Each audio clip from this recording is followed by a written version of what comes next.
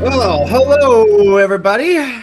Welcome to an emergency podcast dedicated to all the shitty, unfun, not really what I would like to do normally news, but yeah, it seems like after a very fun early start to June, we're going to have a really shitty July for a lot of devs and people in the industry.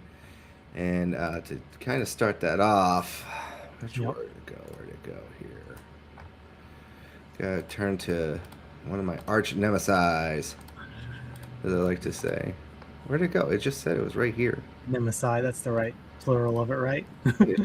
Nemesis. Nemesis. What the hell? I just had the article. Where'd it go? Oh, here it is.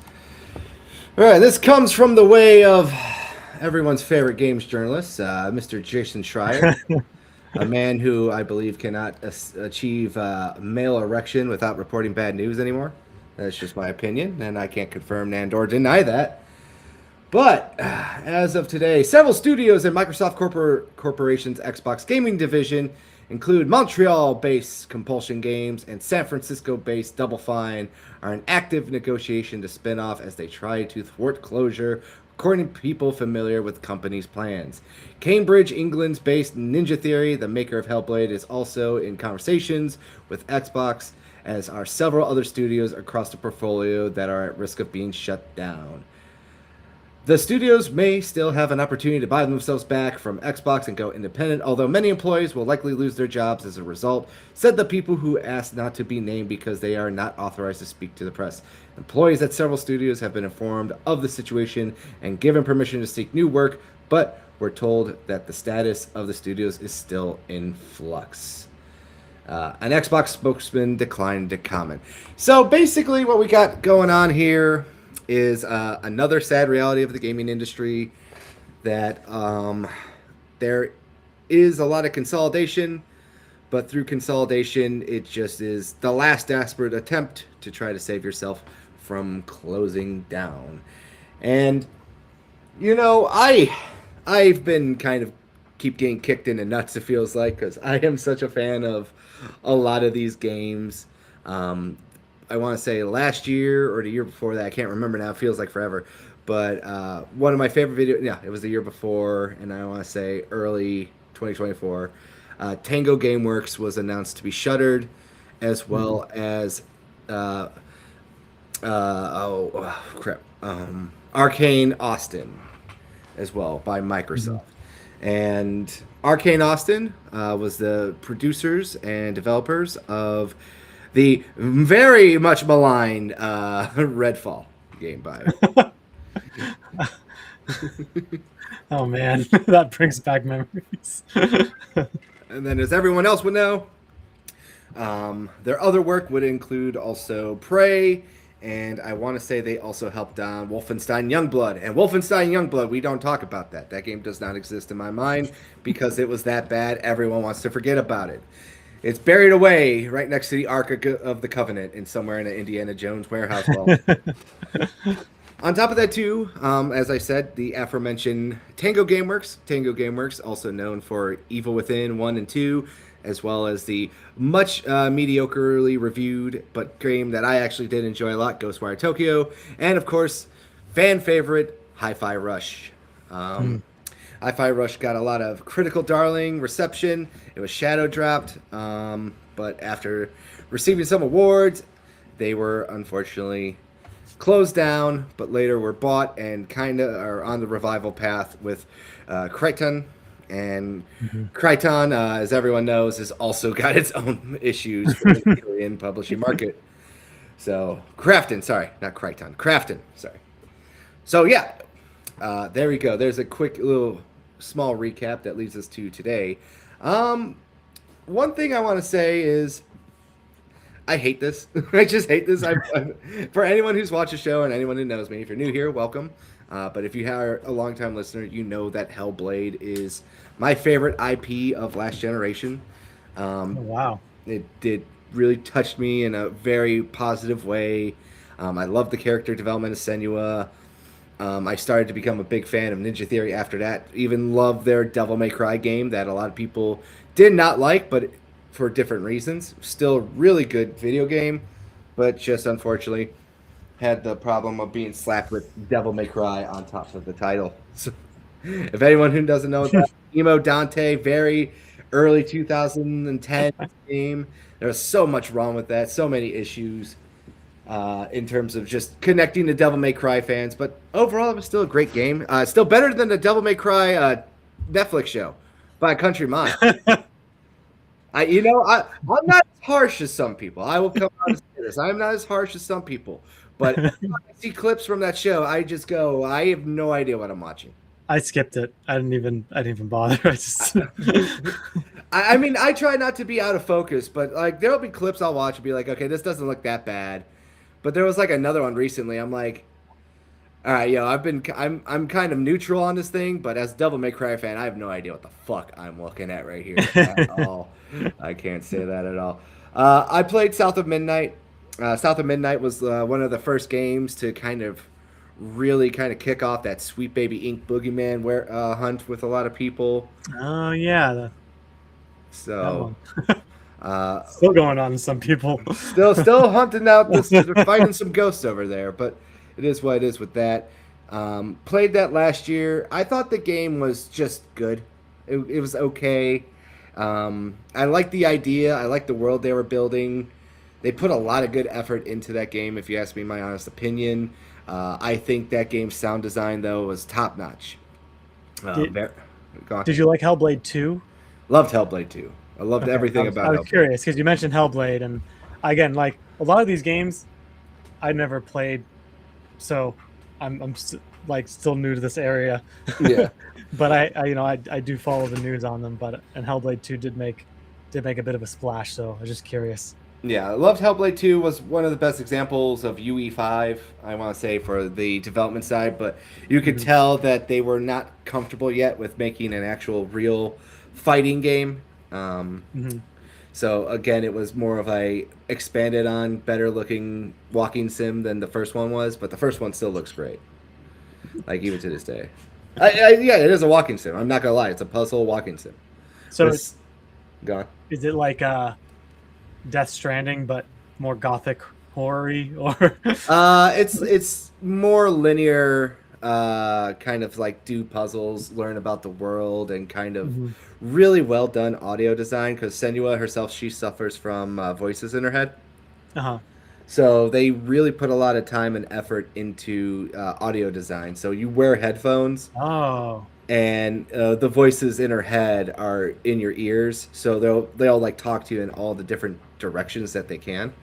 Oh, that's so cool. It is really cool. So sorry, but like let me finish. Like some of the voices will like be fucking with you, be like look out behind you, and you'll dodge, and nothing will be behind you, and then they start laughing at you. Oh man, that's creepy. Yeah. So it's like kind of like Eternal Darkness. Yeah, with you. That's really cool. Kind of like that. But on top of that too, it's just overall it's a beautiful game, and Ninja Theory is another one of those like mid-sized devs everyone thinks could probably, if they actually got the budget and time and money, could turn into say like a Naughty Dog type studio in terms of quality and how they make stuff. Well, it seems like they need Bayonetta survived ironically because of Nintendo. You know, they made their first game, everyone loved it, but it just didn't get the acclaim. And then Nintendo, around the time of the Wii U, was seeking more mature IPs, and they stepped in and bought it. Maybe it's something like that needs to happen for them or something. Something's been going on. I got more thoughts about it. I got like a whole history lined up of time and events too. But the last one on this list, of course, was Double Fine. Double Fine was the last studio bought by Microsoft's Xbox Game Studios. Because, as everyone knows, they bought Bethesda, or ZeniMax to be more precise. And then, of course, later on, Activision Blizzard King, or ABK for short. Oh, wait. There you go. You're back. We're good. Yep. But the last one, like I said, was, of course, as I said, San Francisco-based Double Fine. Double Fine Studios, headed up by gaming icon, and I do not say that as a joke. He is in the industry. Timothy Schafer.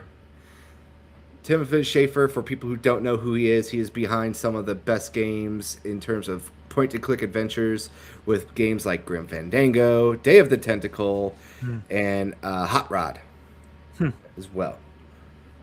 On top of that, too, he was also a big part of Monkey's Island, another LucasArts game as well. And then later went on to create a little-known IP known as Psychonauts. Oh man. And then on top of that, too, is behind one of the best cult classic games, published by EA, by the way. This was published by EA, but Brutal Legend as well. Oh yeah. Yes. Wow. Jeez.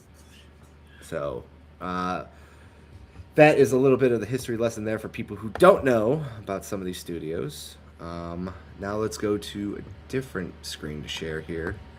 So share this tab instead. And there we go. This pops up. Starry Studios. So initially back in the day over here, and I'll address some of these comments in a second here. I just want to kind of get this known out here first and just kind of make this big. So February 6, 2017, Psychonauts 2 will be published by Starbreeze Studios. And then over here, we got this announcement here. We are very happy to announce Psychonauts 2 will be published by Starbreeze Studios. These guys are great developers now turned publishers. You've probably played one of the games like Payday series that they are maybe most famous for. And also one of our favorite games in recent years, Brothers, A Tale of the Two Sons. And for anyone who doesn't know what Brothers, A Tale of Two Sons is, Josef Fares. And if you don't know who Josef Fares is, famous for fuck the Oscars at the Game Awards. And also winning Game of the Year with It Takes Two as well. Ah. So there's a little background for that if you don't know about that. We're really excited to be working with a publisher that has such a strong background in development and makes them a perfect partner in our eyes. We are confident that there will be a great marriage and that our game babies will be the most handsome of them all. To put this into perspective, too, in the business, this is called foreshadowing. Starbreeze actually would go belly up after this announcement, pretty much. Oof. So Psychonauts 2 was in development hell for a long time. I want to say the first... We go to the FIG campaign here. If you, I guess it doesn't take you there anymore. The link's dead. So back in the day, Psychonauts 2 was always kind of planned to come out. Psychonauts 1 was kind of a cult classic hit on Xbox, and originally Psychonauts was actually funded by Microsoft as well for the original Xbox. But funding fell through, and Psychonauts eventually also came to PS2, and then they kind of got self-published again, too, by Starbreeze. Helped them out as well back in the day. No, Majesco. Sorry, Majesco helped them out back in the day. So, Double Fine, for the history of that people may not know, Double Fine has pretty much been an independent studio up until they were bought at E3 2019, where that was announced for Xbox. And because they were running into a bunch of financial issues and that, there's a whole documentary series on Double Fine's YouTube channel. And you can listen to them talk about everything they went through, from funding problems to Tim Schafer admitting that he was, selling stuff, mortgaging off the future, going into debt to try to keep this studio alive. Because as much as Tim Schafer is a very radical left-winger, he's also a very big-hearted guy who actually enjoys the art form of video games and does deeply care about his team. Mm-hmm. So basically what happened was Starbreeze, they went belly up. They were basically without a publisher. They started to, worry about how they were going to get this, video game out. And then Microsoft, I believe Phil Spencer in particular, approached Tim Schafer and said, hey, what if we buy you out and then we kind of save this publishing. Mm-hmm. And Tim Schafer's like, yeah, this is pretty much our last resort. We'll accept the deal.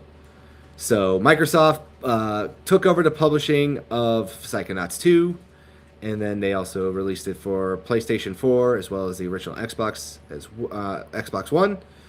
And that's how basically Psychonauts 2 was saved, and how Double Fine basically became saved as well. Under the Microsoft umbrella, like I said, they produced Psychonauts 2. They got that to the finish line. They also got games like Kiln that just came out, which is a pottery MOBA kind of game. Very interesting, very fun looking game, but not for me. They also made The Keeper, or Keeper, sorry, which is a game where you play as a sentient lighthouse, which was a very fun, short 4-hour game. And unfortunately, it sounds like they're on the chopping block because, as a lot of people may have heard, Microsoft has not been doing that well in terms of their Xbox division. So this will bring me over to the infamous letter that was just shared recently. And before we do that, I'll say hi to a few people out there. We got Mr. Ando checking in over here. Still a lot of questions and feels hard to know where it's going. Hopefully those that are laid off can become independent or find another company. We got Mr. Angry Canadian joining us here. It all makes sense now. Carl likes voices in his head. I do. Everyone has an internal monologue. If you don't, you're lying.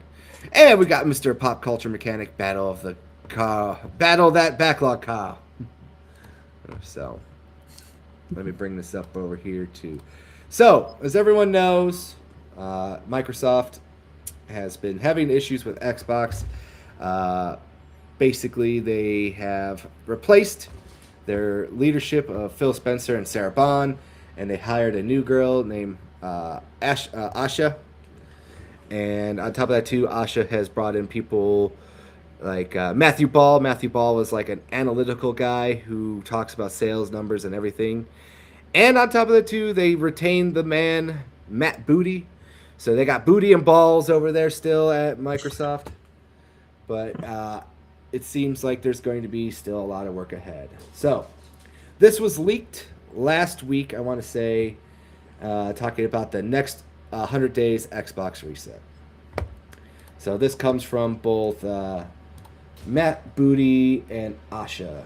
I don't know how to say her name properly. I hope I'm saying that correctly. But here we go. I think that's right.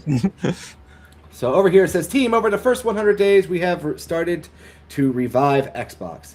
Other platform teams have already shipped more updates in the last 100 days than during the prior year combined. We now have more active partners on Xbox than ever before. Our Game Pass team set to work fixing our offerings, and after 8+ months of decline, our services started to grow again. And through Player Voice, we have a 24/7 channel dedicated for channel to hear directly from players, creators, and developers. So for everyone who didn't know this too, after Microsoft raised its price of Game Pass Ultimate to $30 a month and all the other lower tiers, they lost about 5 million subscribers. That was also confirmed. Jeez. Yeah, that is quite a lot. So got my drink on here. Next up on the sentence here. With the Xbox Game Showcase and the return of FanFest, we brought together hundreds of millions of fans globally. We reintroduced exclusives with Gears of War E-Day in 2026 and Clockwork Revolution in 2027. Players can continue to expect signature exclusive from us every year. In parallel, Playground Games reminded us that established franchises can achieve incredible new heights. So, Playground Games, best known for games like Forza Horizon, and of course the upcoming Fable Revive. Mm-hmm. Going to have to edit out that drink sound. I'll be sure to mute my mic next time. Then I didn't realize that was caught up.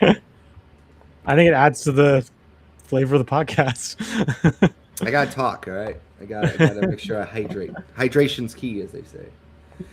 These results are early, but they demonstrate what is possible when we move faster, stay close to our community, and align behind a shared vision. We have made mistakes, and we will continue to make them, but what matters is that we listen, learn, and adjust the course when needed. Remember, our fans are rooting for us. This is true. Now we start the next 100 days. It is important to have both optimism and realism as we work towards resetting the business.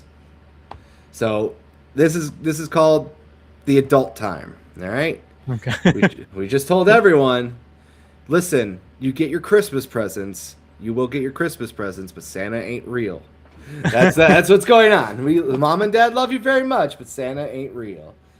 So, kind of before I go into this, as everyone might have been, anyone who's paid attention to any earnings reports, and that the Xbox gaming division is doing well enough, but it's mostly carried by the acquisition of Activision and Blizzard that is kind of carrying the thing.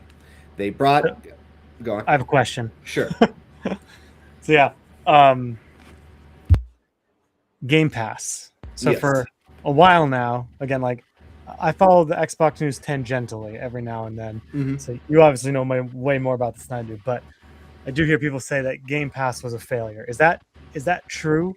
Like I know that you said they lost millions of subscribers, but it seems like they're redoubling their efforts with it. So basically, I wouldn't say Game Pass was a failure. A lot of reports that I can find out there, and everyone who has an honesty bone in their body will come out and basically say, "Look, Game Pass is still profitable.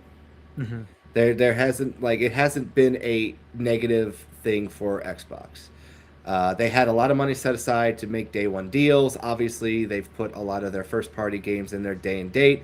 They've kind of basically had to rework a lot of the stuff to make it still profitable by adding different tiers. And they just recently said that they won't include Call of Duty into this year's edition of introduced day one in Game Pass like last year's was. Mm-hmm.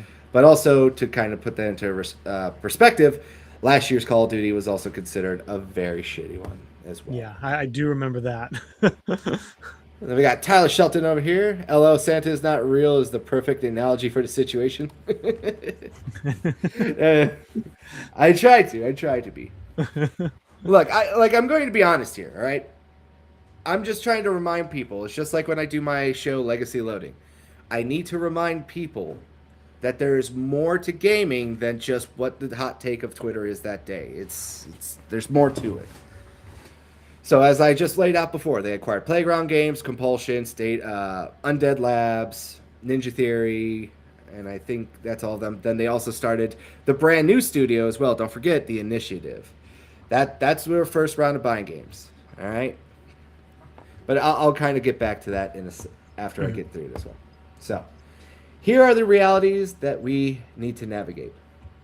Number one, over 1 billion players choose to play Xbox and our games each year for a total of 72 billion hours across console, PC, mobile, and streaming. Excluding much of China and a few other properties, our franchises are also among the largest and most beloved globally and are now breaking records in TV and film. Going forward, our competition is attention. They've been saying this a lot, and I know a lot of people have kind of dogged on this statement, but I'll clarify after I finish it. There are more great games, TV series, franchises, creators, content, formats, apps, etc. than ever before. So Matt Booty, I want to say last year or the year prior, and I think Phil Spencer and Sarah Bond as well, if I recall correctly, they basically said that we are not all just in competition against Steam. We're not in competition against PlayStation, Nintendo, and everything else. We're in competition against TikTok and other social media sites and everything like that. And a lot of people kind of lambasted them for that as well. And I'm going to be honest with you, I don't know why people kind of don't accept the reality that the year is 2026 and we're not going to Blockbuster Video to buy video games.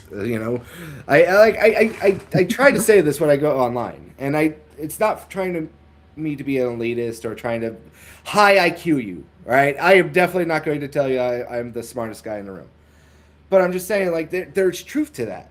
Mm-hmm. How many people have said the word, "Oh, my kids are TikTok brained" or something like that? Oh, my niece and nephew is just nothing but on TikTok. Oh, my niece and nephew don't play on consoles; they play on their iPads all day and stuff like that. Did you see that interview with Joe Rogan where Matt Damon was talking about dual screen watchers?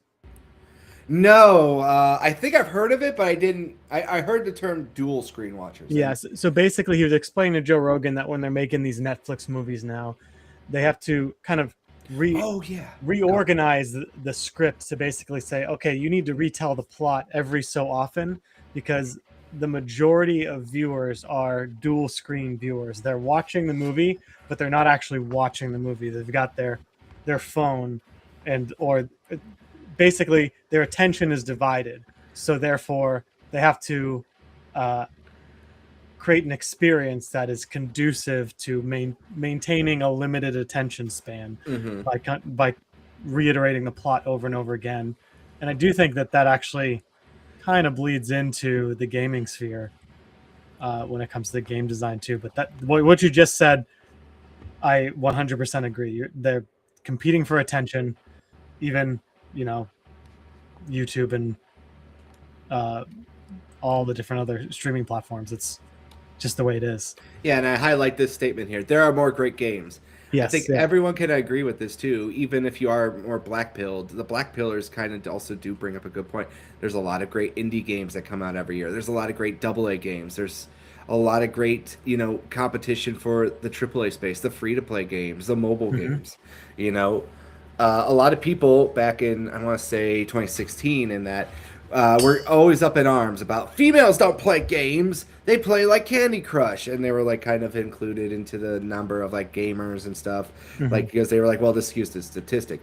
Well, 10 years later, that statistic is coming home to roost a lot more with free-to-play games like Fortnite, and they're playable on an iPad, with just a controller sync. You don't even need to buy, a console or a PC.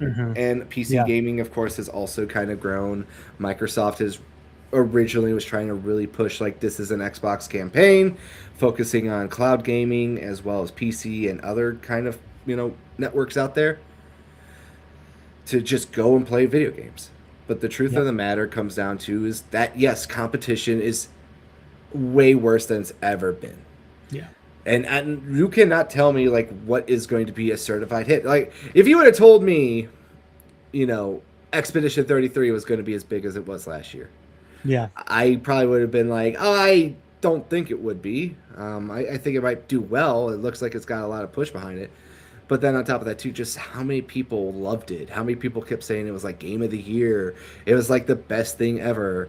Our buddy from the Game Shelf, Mr. Tyler, he was the one that like really just said like, man, I couldn't believe how much I love this game and everything else like that. It got to the point where people were like, this has to be like a government op, and they were trying to like, I'm like, calm down, guys, calm down. But you just never know what's going to be a hit. And all the games that we mentioned before too was basically that we brought it up and said, Hellblade. I loved it. It sold, the first Hellblade sold about 5 million copies, and it was on everything, including the original Switch. Hellblade 2 originally launched only on Xbox and PC. Yep. And then it just kind of quickly died out. And then it was said, hey, we're going to bring it to PS5. And then it also quickly died out again too. Is it on the Switch too? No, it is not on the Switch 2 yet. Okay. And then South of Midnight kind of came. And then South of Midnight kind of also just died out really quickly. Everyone, of course, wanted it. Everyone on the anti-woke side wanted to die out because of the Sweet Baby Inc. stuff. And, of course, quickly died out. Everyone's mocking the numbers. No one's playing on Steam. It also came out earlier this year to Switch 2 and PS5.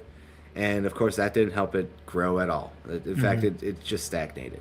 Now, it's been getting a lot of push at, like, the secondary no-name award shows for winning stuff and everything like that recently. But nobody cares. Yeah. It's the same for Jurassic Park. See, we got South of Midnight here! See, nobody cares. That's just what it is. Yeah. Well, I mean, this is also, I feel like, what I'm about to say is related to the whole, like, there are more great games out there. This is that particular idea, which I think, and you think is very true, we're competing for attention. That makes it especially egregious when I do think, and this will probably be the most, I don't know if this is the most controversial thing I'll say tonight, but that's why I think it's particularly egregious when studios like antagonize the fan base in their PR. Like even something as little as like when High Guard was coming out and Jeff Knightley made that kind of passive aggressive statement like, you'll all be apologizing to me in the next 24 hours or something, when High Guard came out and it turned out to be a dud. Something like that. It's I do think that there is something to the idea that some of these studios think they can't fail, especially if they put millions and millions and hundreds of millions of dollars in these games, uh, and that there is some sort of like the worst thing they could say is if you don't like it, don't play it. It's like that to me is when I see that, it's like they've immediately alienated thousands of possible players, because there are people out there who are so stubborn that they will take that personally and they just won't play it because there are more and more great games. We all have backlogs of games. Like I could not buy another game for the next 5 years and still be working through my backlog. Yeah. You know, it's just at least from the PR front, and it sounds like, I think when Asha, if that's how you say her name, took over Microsoft, she got a bad backlash for absolutely no reason. No one knew anything about her, and They saw that she came from AI. That was the thing. They were like, "Oh, she's coming from AI. Mm-hmm. Everything's just gonna be AI slop and everything else like that." Yeah, and look, it was completely unfair, and I thought she handled it well. She posted a few like kind of she could have pushed back, which would have needlessly antagonized people. Mm-hmm. She might have even felt justified in doing it, but she knows how to do PR. That's the best exactly. way to say. That's what I'm getting at here. PR. She got good PR training, basically. Yeah, she got good. That's all I'm trying to say. PR matters greatly. But like we're talking about this too, and we look at the personalities in gaming, okay? Mm-hmm. And like let's bring up Yosef Fares. Yosef Fares, fucking one of the cockiest, most confident like motherfuckers on the planet. Like he honestly think he's got a fucking 11-incher. All right, you know what I mean? He does not fucking have any concerns about what he's putting out there. Like you listen to interviews with him, he's very funny. He's very captivating. He's got that fun accent because he's from Lebanon originally. So he's got that fun, like Persian carpet vendor. Hey, Buddy, come here, Buddy. Look, it's great. But he's also from Stockholm, Sweden, I believe. Right now is where he currently lives. So he knows how to like act and stuff. He also comes from a filmmaking background as well too. Mm-hmm. But he's so confident, and like every game that he's put out, he's like it's going to be the best thing you've ever played. Mm-hmm. It's good to see. Developers have confidence in the art that they create. I think that's fine. And that's kind of like my point. But you see with him like a trajectory that is going in the fucking positive direction, right? His first game that he made as a solo artist, A Way Out, is an okay game. And then It Takes Two comes out, wins Game of the Year. Yeah. And then Split Fiction comes out. And Split Fiction was my Game of the Year last year. And I think that is the best work. Like you could see, like as he keeps going, he keeps getting better and better. He knows what he's doing. And when we talk about like the High Guard devs, they thought that they were making a banger too. Like there are so many interviews out there where the devs themselves were caught off guard by how much they were getting like negative attention and how a lot of people just really didn't like their game. And you could say that that's a little bit of ignorance on their part, but it's also, like you said, how much of this also was just backlash to people like, Jeff Keighley saying like, oh, you guys are going to be apologizing to me. And then they purposely tried to tank it as much as possible because High Guard was like the topic du jour for like weeks. Yeah. Which just to clarify, the people who just try to tank it because they felt offended, I'm not saying that's the correct response.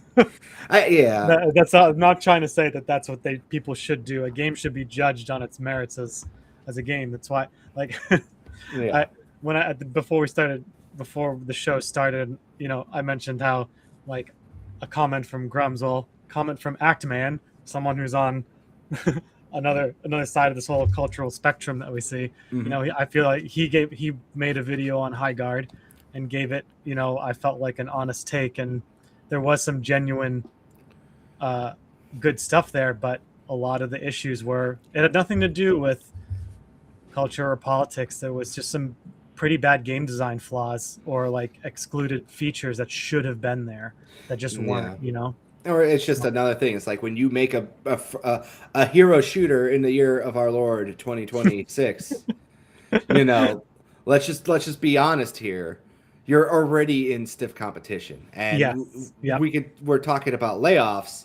You know, another company that learned that the very hard way uh, is considered the number one console on the market right now, and that's PlayStation. Hmm. Yep. PlayStation invested incredibly into their first party studios as well this generation. You know, Jim Yep. Ryan, former head of Sony before he was forced out, and it was very clear he was forced out, spent so much time and money going after, you know, the former Call of Duty devs to form their own studio. Jade Raymond, famed Assassin's Creed developer Jade Raymond, she started her own studio. I think it was like Haven Games or something like that. Hmm. Obviously, Fire Sprite, former Bungie devs that were kind of bought when Sony acquired Bungie, Hmm. and then they bought this studio because I think that Bungie vowed for them. Infamous flop known as Concord. You Yep. know, Oh God. yeah. And on top of that, too, they bought, you know, some pretty decent, you know, solo devs as well. They bought Insomniac Games. They bought Blueprint Studio. They bought, um, oh, jeez, they're Swedish, or are they Finland? Um, they made Soros. They just made Soros. Housemark. That's what it is. So they bought Housemark, and they even bought a PC port studio with Nixies as well this generation. And look at how much they've already closed about all those devs I named. About only 3 of them are left of the initial 6, and Mhm. Bungie right now looks like they're on their way to be massively restructured. Yep. And I don't think that's where it's at. But first, let me finish this Yeah. Yeah. article here Sorry. because we're kind of, but just it kind of goes into a whole situation here. So, Yep. now, point number 2, we will end this fiscal year at about a 3% accountability margin, down year over year, excluding Activision Blizzard and King. Over the past 5 years, we have spent over 20 billion on ongoing investments in our current platform and hardware and content subsidies. But our annual revenue has declined nearly $500 million during that time. Going forward, this cannot be Wow. continued. So it's not Dang. like they're not putting money into these projects at all. Yeah. You know, they've put $20 billion across the board into all their studios, and they are still down a lot of money. You know that they they have not made that $20 billion back. They're Uh basically huh. telling you. Number 3, we are in a hardware component crisis. When I joined as CEO in February, the price we paid for console storage components was over 2 times as high as we paid last fall, and the costs have since doubled again. And as we plan for the 2027 holiday season, we expect another significant increase, taking us over 5 times the price we Wow. paid only 2 years earlier. Oh. Thank you, AI. And this is not only affecting Microsoft, this is affecting Yep. all the other Yep. companies as well. Memory costs have followed a broadly similar trajectory. While the entire industry is facing a component crisis, we believe we have been impacted, more greatly than many of our peers due to the choices we have made over the last half decade. So basically, this is just saying Phil Spencer, Sarah Bond, Satya Nadella, everyone that was in charge of Xbox prior before this fucked up. That's the nice Hmm. PR way of saying we fucked up and it's their fault. Hmm. We are currently unable to make as many consoles as players want to buy, and we need a new business model and partnership for hardware as we remain committed to Helix. Number 4, we expanded our studio system when we needed a pipeline of content to meet multiple strategies across subscription, streaming, and devices. In the process, we have found ourselves overextended, and as we execute on changing strategies in a landscape of more readily available content, we are the fortune stewards of industry defining franchises that have enormous potential and player demand, but we have not adequately funded them to compete and win. At the same time, as we saw this past weekend at a showcase, a reliable pipeline of first and third party exclusive content and new IP are critical to our success.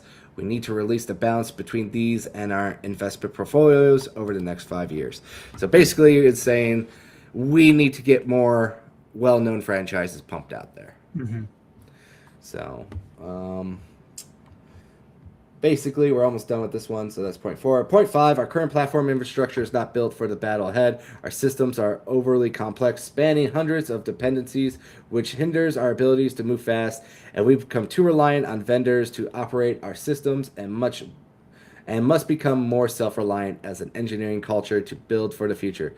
We must increase the value we ship to players while decreasing the time it takes to do so. Going forward, we'll evolve and rebrand our stack and look at capabilities across all of Xbox and potential M&A to help us win in hardware, PC, mobile, and streaming. No idea what that means, but basically, from what I'm gathering here is we need to get better with our operating systems and everything else like that. Can I share what I think it means? Sure. I think it means that aside from that last part where she says help us win in hardware, I have this feeling that eventually all video gaming will be done through cloud-based streaming. You won't actually have the game downloaded on your systems. Everything will be in-house.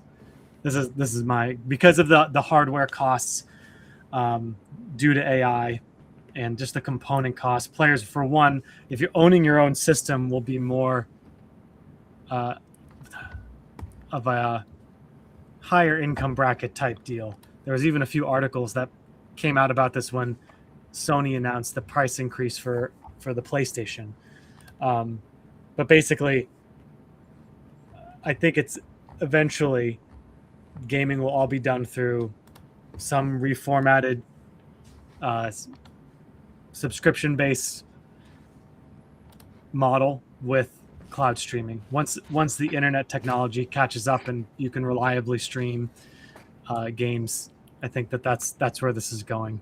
I think it's just also going to focus on just all digital stuff in general too. Mm-hmm. I mean, we've seen PlayStation also take this approach. We've seen consoles that are just purely dedicated to being digital only. That started last generation with the Xbox One. Yes. Yeah. So I do think that it just helps. It's why they also tried to do a cloud subscription service and that too.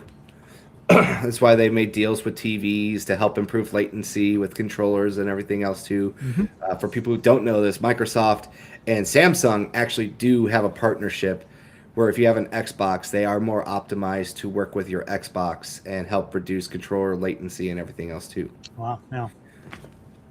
That's old news, but that's what you have right there.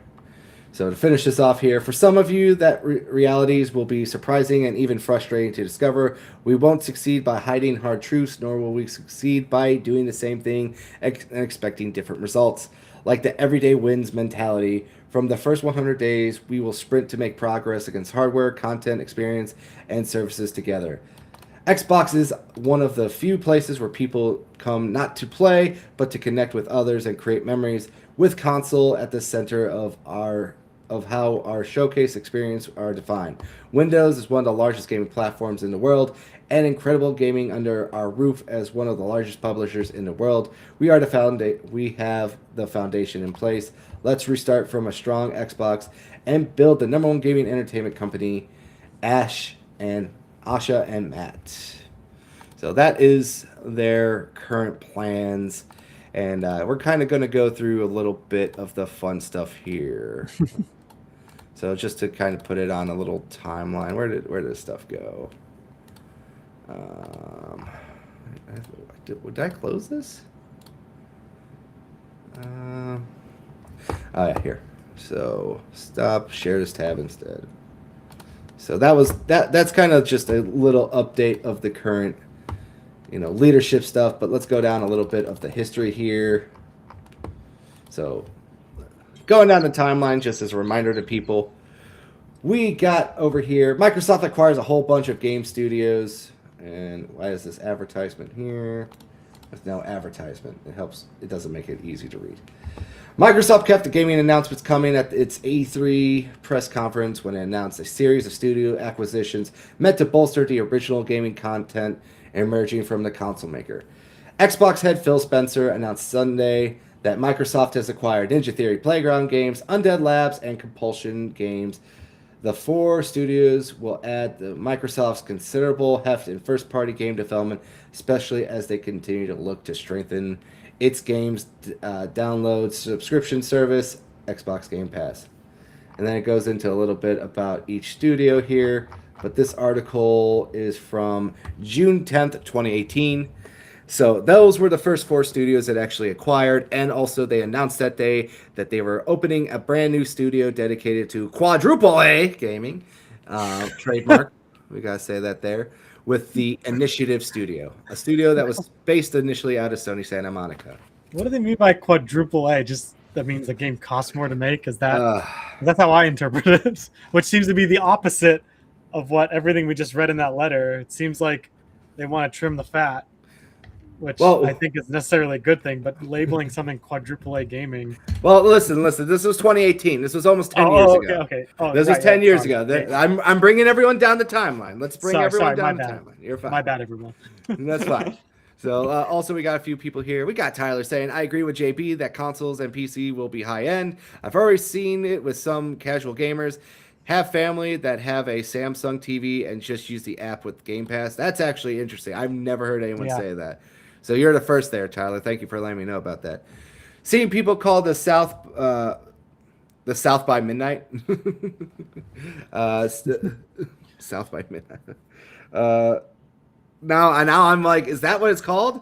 South of Midnight. It's South of Midnight. South by Midnight. That sounds like a rock band. Sorry, Ando. I love you to death, buddy. But like, you fucking really just gave me a flat tire and my brain fucked up for a minute there. Let me try that again. Seeing people call the South of Midnight studio shutting down a chud victory. Social media is a cancer and a meaningful. Social media is just cancer for any meaningful discussion. There you go. I got it. I did it. I fucking did it. Yeah, I fucking knew that was coming though. So I don't really want to address that too much right now because we're kind of getting together here. So this was their first batch of studio acquisitions back in 2018 when E3 was still alive. So then we go over here.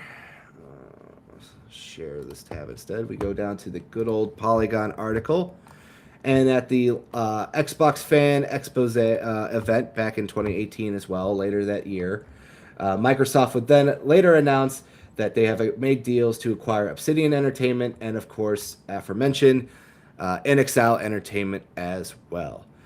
For people, obviously, Obsidian, well-known RPG factory, makers of games such as The Outer Worlds, Pillars of Eternity, Alpha Protocol, KOTOR 2, and just recently Avowed and Grounded, and the often forgotten game that I forgot his name too. It starts with a P. Pentiment. It was never heard of it. Pentiment is basically like a old Yi style of like medieval looking detective game. It's done up in that like that old school like English art from like the Renaissance kind of deal back in the day, or just a little pre-Renaissance like Middle Ages, not so much Dark Ages. But that was also written by Josh Sawyer. Josh Sawyer, who is also a big writer for the Fallout New Vegas series. Yeah, they also did that, which is one of the best Fallout games. Yeah, some people say it's the best one. Mm-hmm. And of course, NXL, makers of the original Fallout devs, as well as makers of the Wasteland series, which is the 80s version of Fallout, and the upcoming game, as we said before, Clockwork Revolution, which looks fucking bomb.com. So 2018. Yeah. Oh, yeah, that's right. That game looks really cool. Mm-hmm. So 2018 was a big year for these studios, acquired in midsummer. And then, as we said before, a year later, they would follow and acquire Double Fine at E3 2019. And then, after that, we will come over here now to, I think it has the date on here, September 21st, 2020, with the first really major acquisition. As you can see right here, Microsoft to acquire ZeniMax Media and its game publisher Bethesda Softworks, plus more.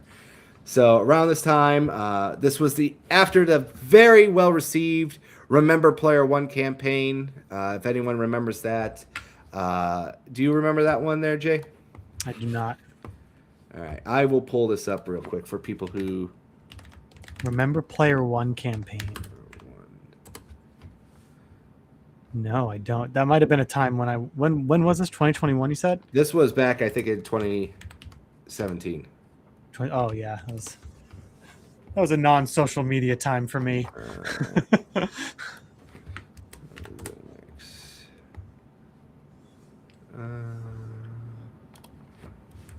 trying to fucking. We're doing it live, people.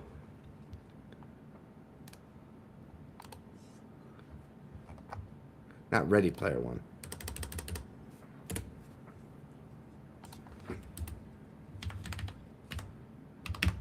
Here, what could you read a little bit of this article while I got this going? Yeah. Okay, so Microsoft to acquire ZeniMax Media and its game publisher Bethesda. Redmond, Washington.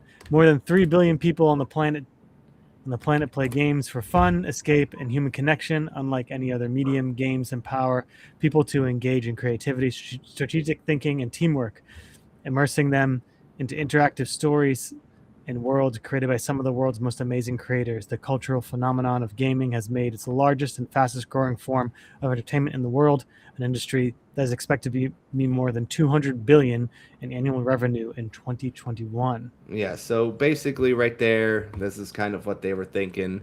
We are kind of expanding everything that's going on in the gaming industry. We kind of need more, stuff like that to kind of hit. And they announced a whole bunch of, games like around back in the day, like 2017. They had this big E3 thing. They were talking about their recommitment to single player gaming. ZeniMax did.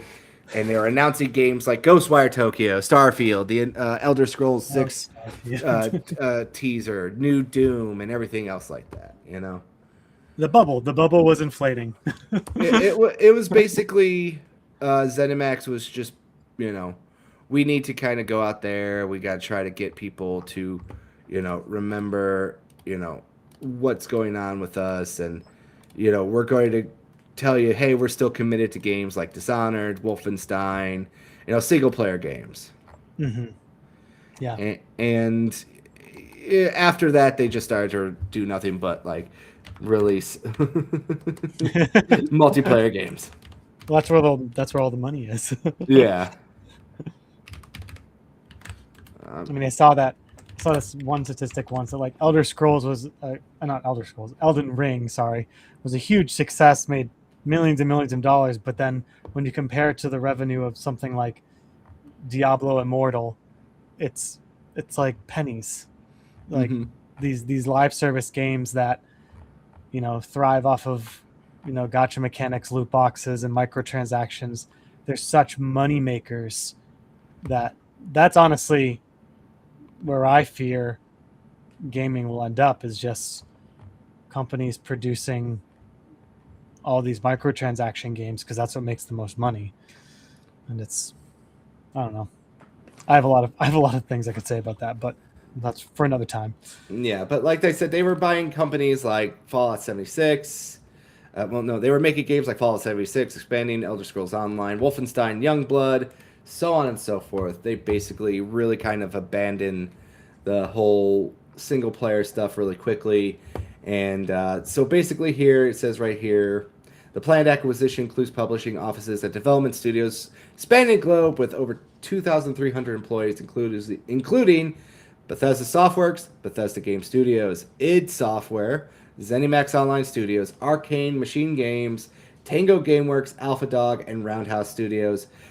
Right there. So this is basically all the studios they acquired. Mm-hmm. So, fast forward a little bit to tell you what's going on with these studios. Bethesda Soft is still around. Bethesda Game Studios, still around. id, still around. ZeniMax Online, still around. But they had to cancel one of their new projects because Microsoft didn't see it going anywhere. Arcane was 2 studios. Half of them closed. As I said before, Arcane Austin, makers of Prey and Redfall and the really, really garbage, Wolfenstein Youngblood. Machine Games, still around. They are, of course, known for recently making a very well and actually pretty good Indiana Jones game. Tango Gameworks, originally closed, sold off, and revived. Alpha Dog, now a support studio, and Roundhouse Studios, now a support studio. Actually, one of them is now folded into Bethesda proper as well. I think it's Alpha Dog or Roundhouse. There was also Human Head Studios, and Human Head Studios, I think, later became Roundhouse. So that's what happened with currently all that as well with Bethesda. So they acquired them back in 2020. There was no real issue for that one. And they also acquired them for what I would consider a steal, $7.5 billion. It was not actually that insane of a price tag if you really think about it. Especially when we start to go over here now to their last major acquisition. And that was from the year, I'm trying to see where the article is. Yeah, January 18th, 2022. So this was not that long ago in the grand scheme of things. This was 4 years ago. Kind of weird if you think about it. This is a 4-year-old deal. Well, actually, I think they closed in 2023. But here we go. The big one. Yeah. Activision, Blizzard, King. Obviously, we will look at everything right here. So Activision, Blizzard, King.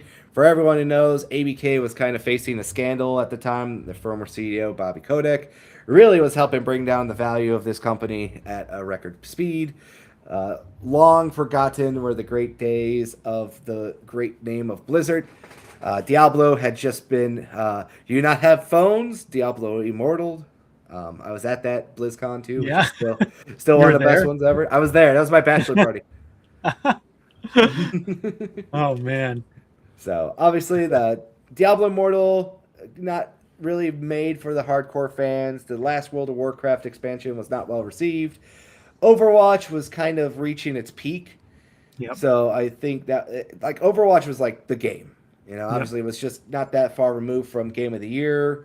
It's the esports started to really take off. Overwatch was really kind of carrying a lot of that too for a lot of fans. I was really into Overwatch at that time, but I want to feel like that was if not the peak, it was almost the peak.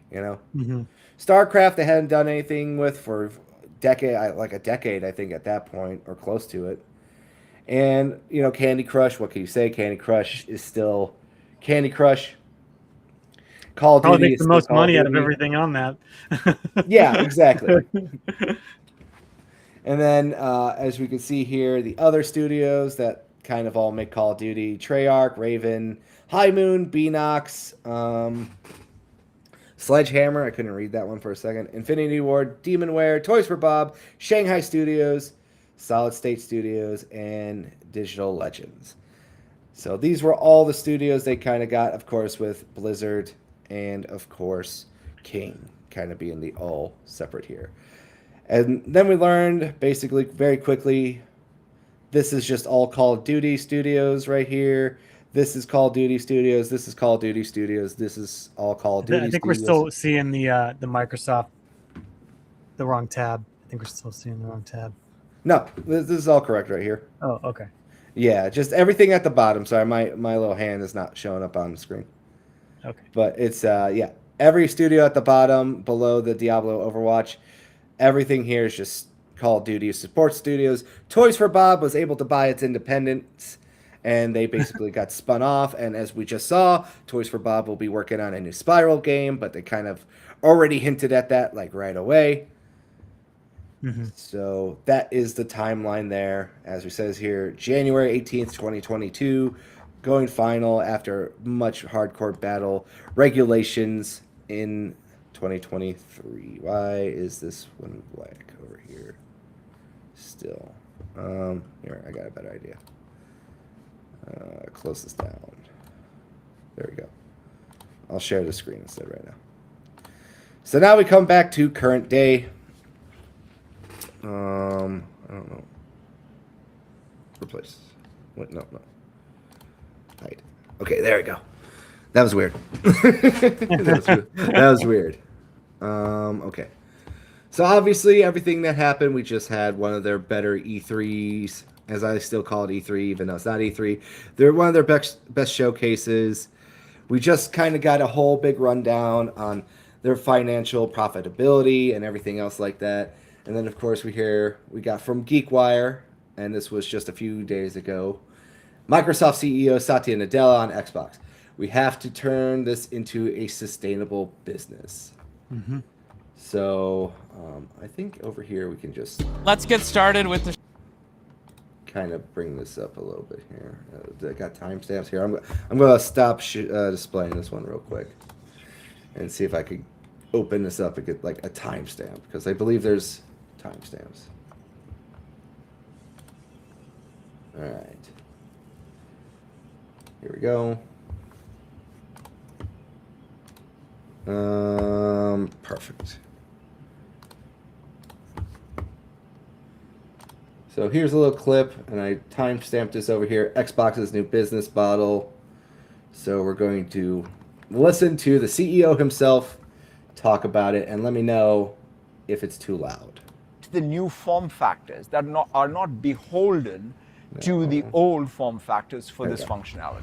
It's super interesting, and I want to hear a lot more about it. We have many more questions about AI, but I wanted to ask about one more device that has been in the news today, which is the Xbox. The leaders of the Xbox division put out a memo today saying that we should expect a hard reset of Xbox coming soon. They said that there are massive increases in the prices of components, and that Xbox might need a new business model. So as a big gamer who's enjoyed many happy hours on Xbox, Satya, I have to ask, what is your strategy for Xbox?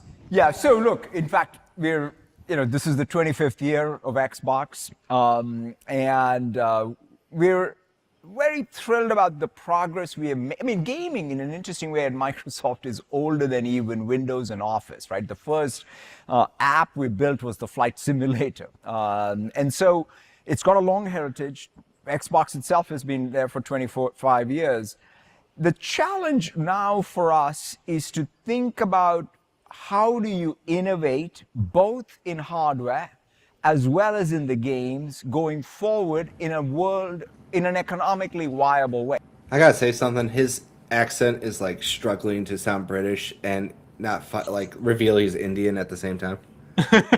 That's what it sounds like to me. He's like struggling. He's like, well, gotta fight my natural instinct to go, buddy.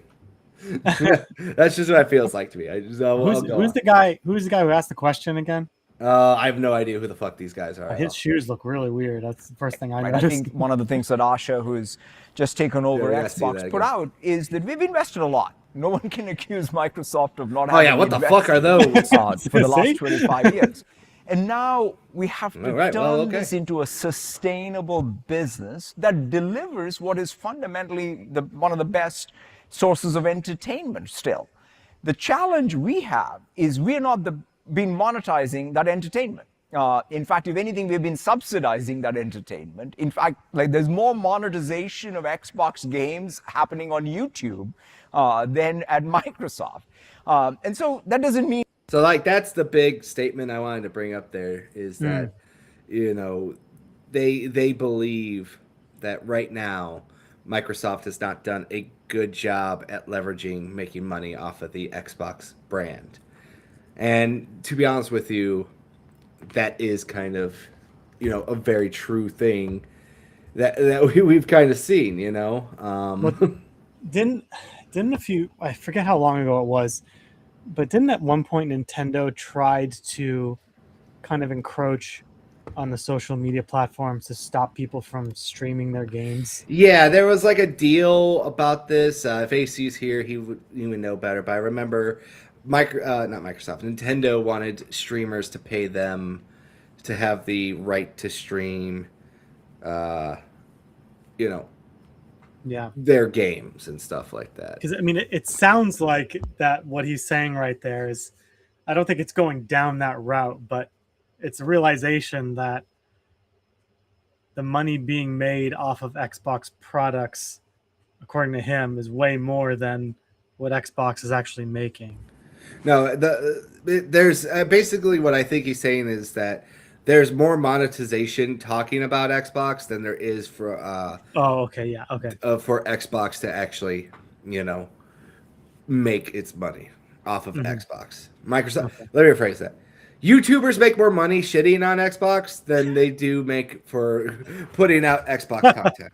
That Yeah, that's the non-charitable way, I guess you could yeah, say. That's how some people would say it, but it's not technically wrong yeah. Well, because without ABK, their gaming division would look, you know, you're jumping out of a window. Then we're yeah, gonna, you know, and I will say, I mean, I don't know if he's going to get into it, but they did mention AI, mm-hmm. and I know for me, in my company, my software development company, the higher ups have been really pushing for us developers at every level to utilize AI on a daily basis, and we even have our own dedicated company AI that we're using, and really because no company really knows yet exactly how to quantify the uh, the time saved in utilizing AI. Like, does it actually save time?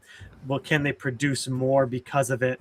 Um, the the problem is AI is super expensive for companies to use now. Companies, we were talking about it the other day in my team, and AI companies are losing millions of dollars a day because of the idea that this whole AI thing is going to be so big that they're going to make all that money back.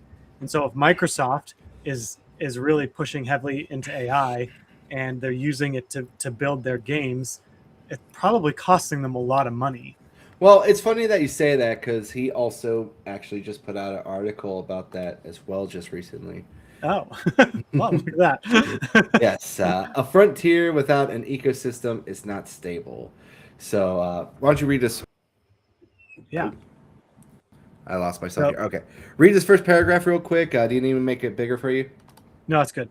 All right, I got to run real quick to the bathroom, but here, just read this real quick. Yeah, yeah.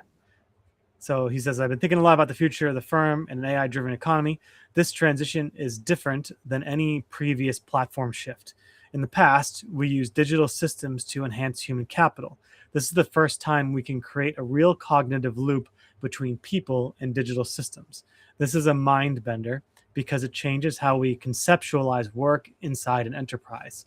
What is at stake is not some digital tool or system and its use, but how organizations continue to learn, build IP, differentiate, and thrive in a world where AI models can continuously absorb the expertise of humans in organizations and commoditize it. Yep, and this is exactly the sentiment that we've talked about in my company, where entire workflows of industries will change completely once companies learn how to integrate AI effectively. And right now, they haven't actually done that. Right. Um, So, did you get to the end? Do you want me to move down? yeah, I'm at the end of it. All right. So, here we go. Okay. Every company is going to have to build what I think of as human capital and token capital. Human capital comprises the knowledge, judgment, and relationships, ingenuity, and pattern recognition of its people, while token capital is the firm's AI capability it builds and owns. That's a good distinction to make. I do appreciate that. Importantly, human capital does not become less valuable as token capital grows. It only becomes more valuable. I believe human agency will be the driver of token capital growth. Humans will set ambitious goals, connect the dots across domains, build relationships, and recognize patterns that matter most. Without human direction, you have compute running in circles. Yes, this is. So let me just give you an example before we move on. An example of this: when you use AI, like a data model, like an LLM, a large language model. Like if you're using it to debug a program, if you push it down a particular route right now, the AI model is very positive. It gives you positive reinforcement. So it thinks he wants to solve this problem. He wants to solve it in this particular way. And unless you suggest different avenues of solving the problem, it's only going to go one way. And you'll end up going around in circles over and over and over again, unless you, the human, suggest different paths. I've encountered this firsthand, so I think what he's saying is 100% true. Okay. Sorry. All No, right, you're fine. continuing I'm looking up something else, but you're fine. Keep going. So this means the real opportunity is not in picking the best model, but instead in building a learning loop on top of models where human capital and token capital compound. You can offload a task or even a job, but you can never offload your learning. The future of the firm is the ability to compound that learning across people and AI. The future of the firm is the ability to compound that learning across people and AI. This requires a new architectural approach where every business is able to build agentic systems, so AI agents. Agents basically, that just means there's a program and an AI determines which programs to run. That's an AI agent. Agentic systems of programs that improve over time while still retaining control over their IP. A company should be able to switch out a generalist model without losing the company veteran expertise built into their learning systems. This is the key test of your control and sovereignty in the era ahead.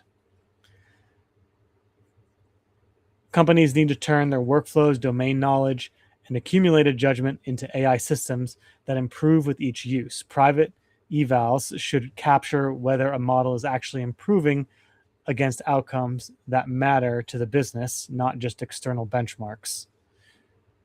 Private reinforcement learning environments should let the models grow stronger on real traces from inside the organization. Its knowledge base makes institutional memory queryable and use of tokens more efficient.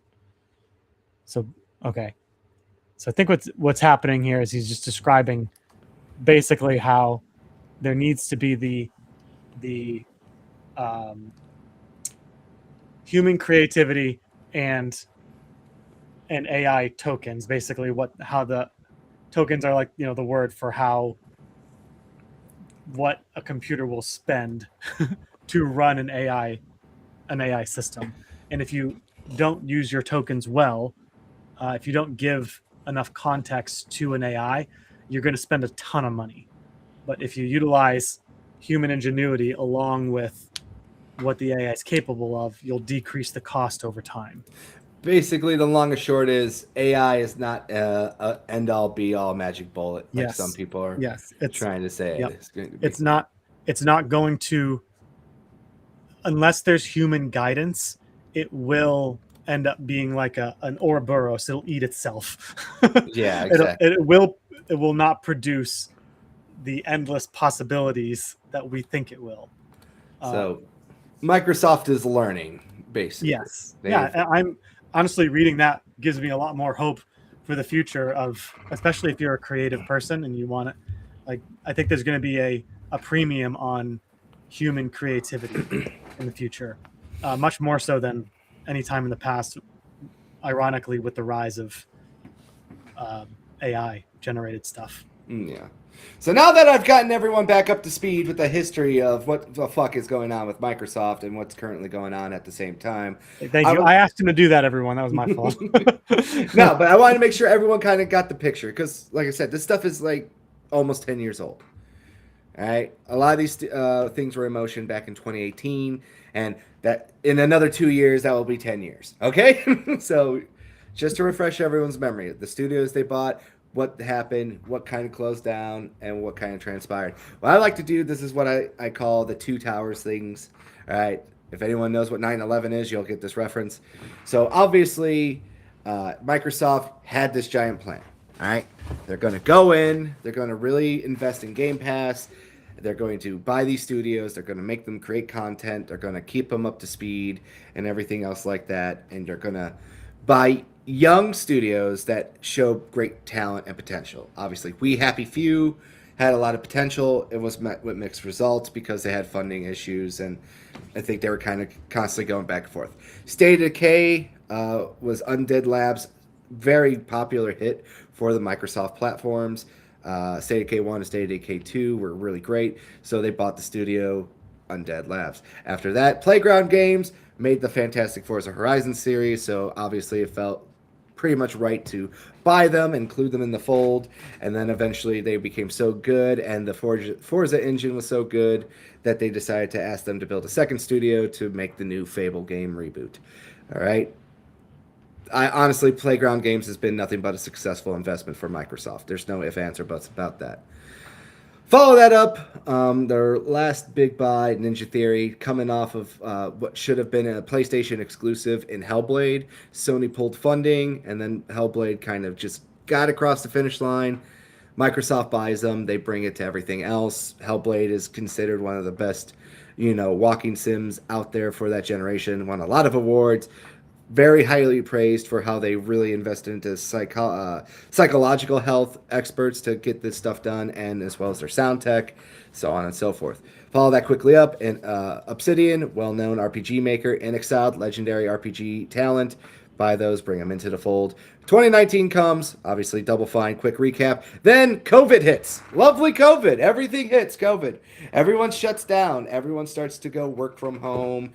And Microsoft was very strict about the work from home policy. So the biggest, and I forgot the initiative. So what happened was basically they bought all these studios and they're trying to integrate them and get the funding and hire talent. And then we have a global pandemic comes and really, really just destroys everything, I think, honestly. That was a crazy time. Yes. It was only 6 years ago, but it feels like a lifetime.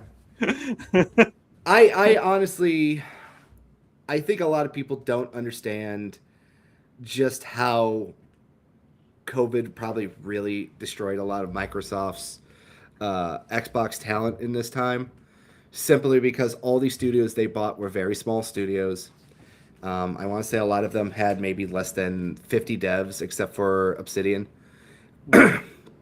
So when they were starting to get fully integrated into the Microsoft ecosystem, when they were starting to get fully funded, when they were starting to go and hire devs, what happens? Massive pandemic. Some of these studios are in countries like England, and England had massive COVID restrictions, and Microsoft themselves forced every team to also integrate into a remote workstation. All these studios were not built for that either. So they had to readjust, replan everything, learn the challenges of working a AAA game design, by the way, into their own studio. So that for sure added a lot to their game budgets, their development times, screwed up productions. And then, of course, we saw the not so slow, but also slow rise in not only video game prices, console prices, parts prices, and this was before AI. A lot of people forget that around the world during COVID, there was also a supply shortage. You can't forget about that too. My job really was affected by it. 2020, dead. 2021, we were okay. 2022, when the docks opened and you could bring stuff in without restrictions, we were flooded. I was working, 14-hour days. It was crazy. But regardless, let's get back to the point here. COVID really messed up a lot of things. And on top of that, too, later that year, Microsoft would get a sweetheart deal to acquire ZeniMax, and that brought in a whole bunch of new talent, a whole bunch of new things that you had to integrate into your system while still enforcing the COVID policies, while still enforcing remote work, while also increasing game budgets and everything else. Starfield gets delayed a whole year because remember, it was supposed to come out 1 year. They delayed that a whole year. Halo Infinite was supposed to come out a year prior to. After the first showing at the 2020 showcase, they delayed it for a whole year as well. So we got pretty much a lot of their big AAA hits delayed a whole year on top of that as well. And I think a lot of people forgot about that too. It's not cheap to delay your AAA, flagship title Halo for exactly 1 year. On top of that, too, there were reports that because they were using a new engine, the Slipspace engine, which it seems like they're going to abandon, that also drove up costs as well. And then the Creation engine that is, a lot of people call it janky. Some people like it. It is what it is.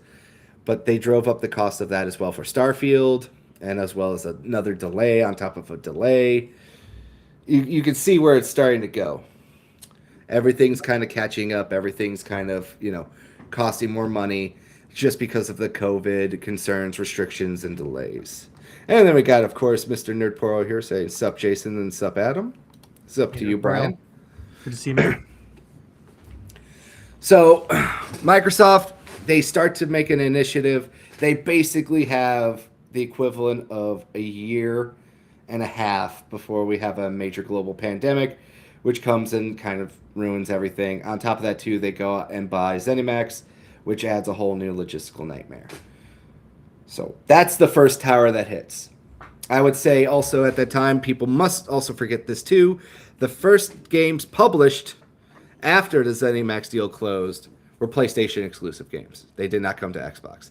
So games like Deathloop and games like Ghostwire Tokyo did not even reach the Microsoft platform until a year later.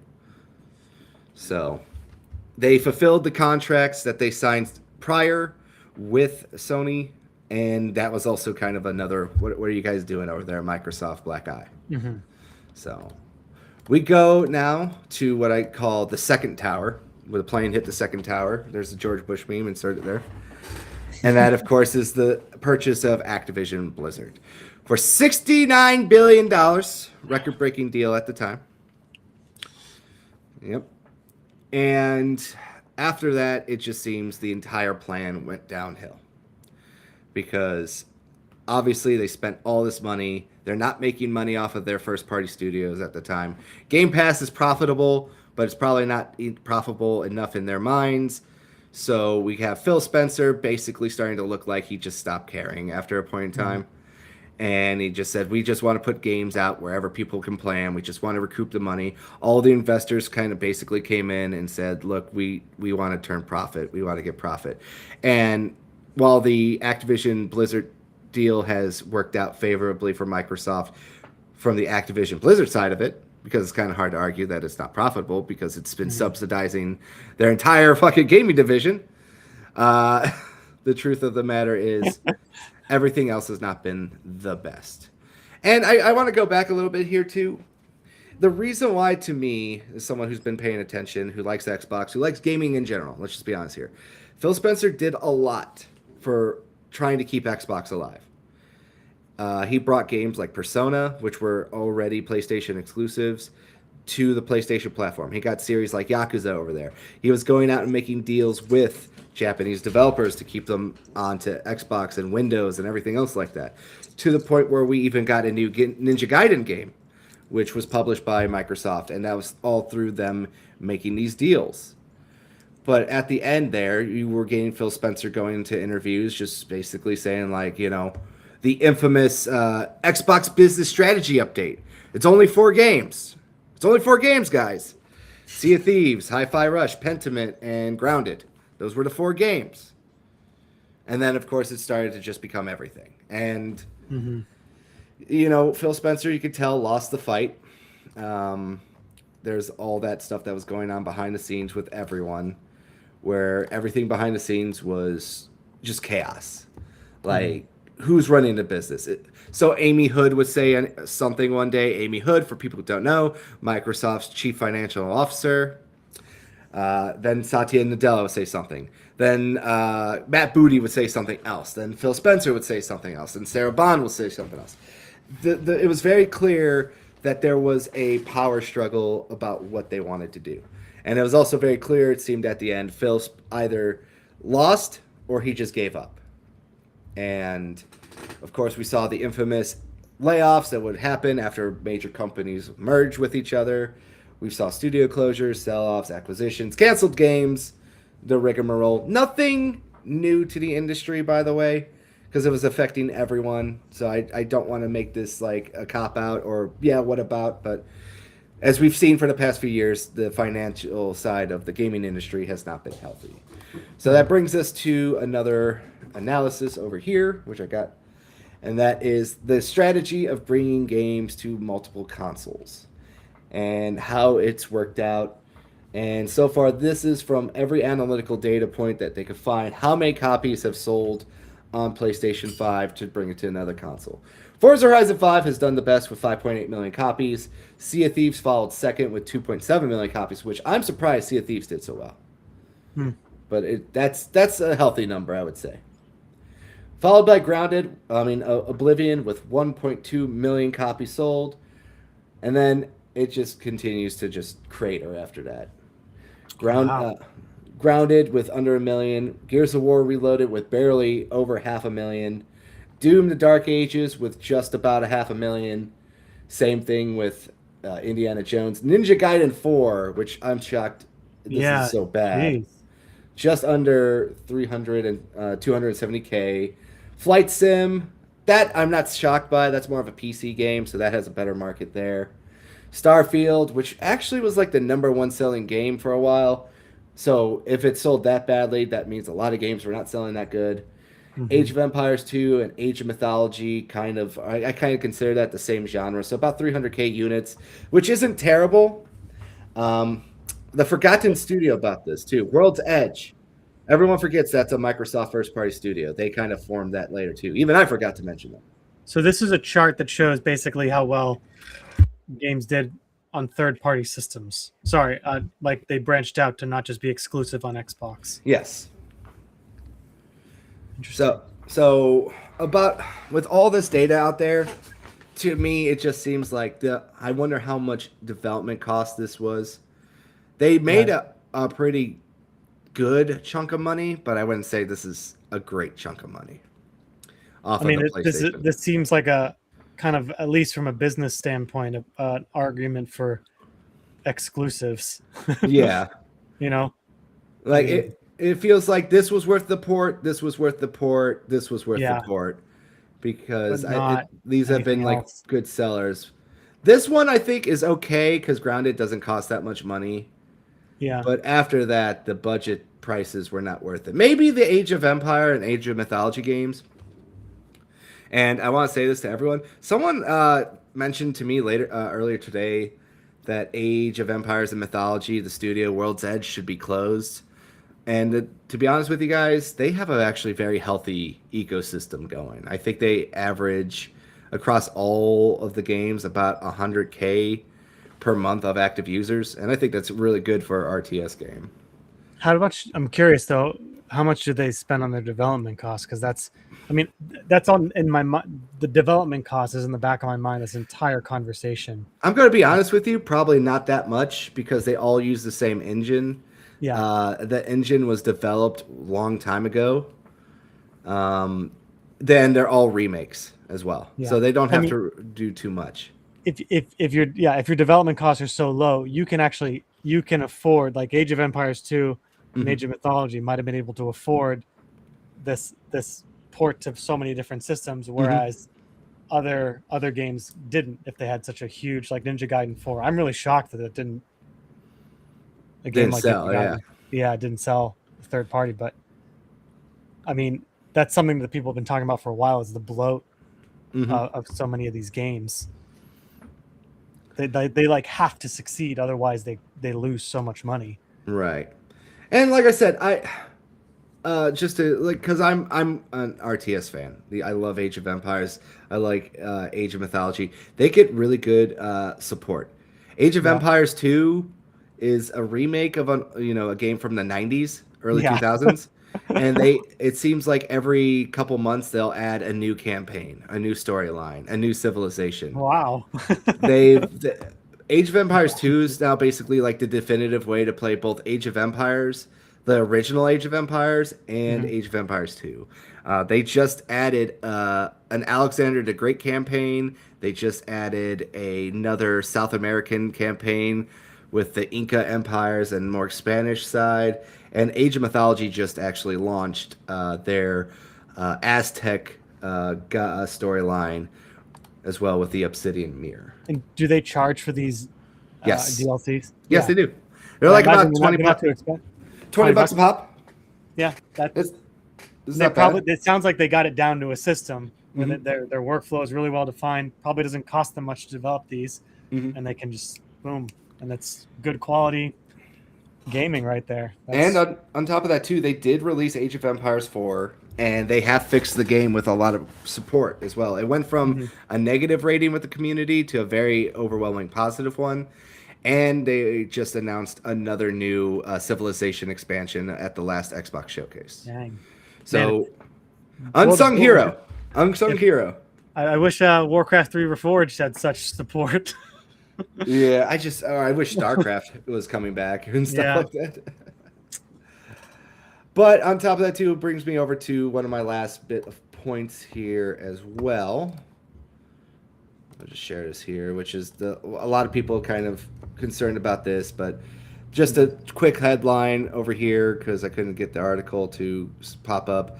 But it kind of says it all what Microsoft might be looking for. Microsoft has considered spinning out Xbox, plans new Halo, Fallout, and Fallout games as well. So there's been talk that Microsoft might actually spin off the Xbox brand to be kind of an independent thing. We've heard this before with other companies as well. ESPN was considered to do this from Disney and so on and so forth. So it's always considered that as well. And on top of that too, it does sound like Microsoft wants to really focus more on like those core gaming franchises, the system sellers, that have the power. Well, when was this article? This was just recently. Just recently. Okay, Yeah, So, this came out last week, I would say. All these layoffs definitely suck for the developers, but it does seem that the refocus is on, the heavy hitters, and making sure they actually hit that home run. And it makes sense. They have to do it. Yeah. It sucks, but you've seen Sony take this approach. You see Nintendo take this approach. Yeah.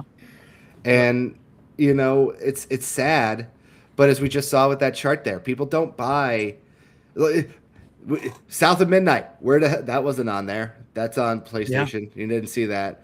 Hellblade, that's on PlayStation. You didn't see that. They don't even factor. They sold under 100,000 units on PlayStation. Yeah, but I do wonder though. I mean, these games, if they sink all their money into these big AAA games, it seems like they need to do that, but they also need to focus on those smaller studios that really do have lower development costs. Why, like, rather than trying to make all the money in just a couple games, make a little bit of money off of a lot of little games. It just seems. I feel like this is the catch-22 here. So, a lot of people are talking about Gears of War E-Day, which looks amazing. I'm gonna say that right now. Game looks fucking awesome. I can't wait to play it. Having a $400 million budget. That's the rumor that's going around. Dang. And people are kind of like Concord. Well, people are like, they're pearl clutching. They're going insane. They're like, oh my God, what's going on? They're insane. Now, I counterpoint this because I don't think a lot of people know or remember this. Microsoft has switched pretty much their entire first-party studios over to Unreal Engine 5. Mm-hmm. Every game in Microsoft's stable will be using Unreal Engine 5. Gears, the Coalition, which is the Gears studio, they are spin-off of Epic Games. They're a studio that is known as masters of the Unreal Engine 5. In fact, they helped make the Unreal Engine 5 tech demo for The Matrix back in the day. So they know what they're doing. And they basically are also a support studio for helping everybody across the gaming industry understand Unreal Engine 5.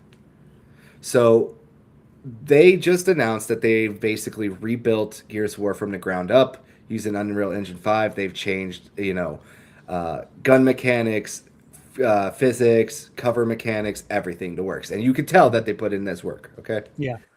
So I think the $400 million budget is also considered to be R&D as well for just every other studio. State of Decay 3 will be Unreal Engine 5. The new Halo campaign evolved Unreal Engine 5. Hellblade 2 was Unreal Engine 5.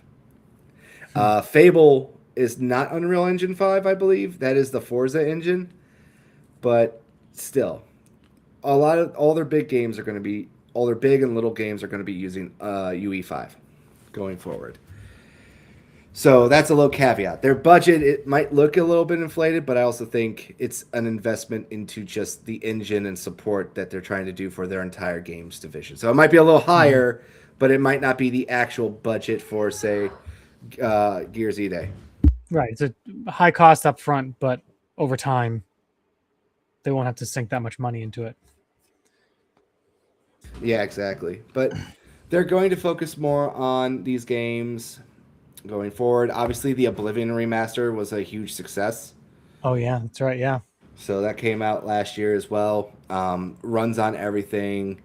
I just think that they're really going to keep doing that. Obviously, look at what they got. They got Halo game remastered for their 25th anniversary with more story and DLC. They got Gears of War coming back with a brand new engine and a brand new stuff. So there's all that stuff that's going on too. Cost and everything is going to be all crazy going forward. That's the best way to say it. Do you think it'll work? Do I think it'll work? It comes back to here. Here's a couple more stories that we'll bring up here. So, Okay. First, I'm going to make this. This was just announced today as well, and I kind of was joking about it in my little Discord chat. But if we come over here right now, Electronic Arts introduces EA advertising, launching brands directly into gameplay and live experiences. So basically, commercials. As you can see right here, Yeah.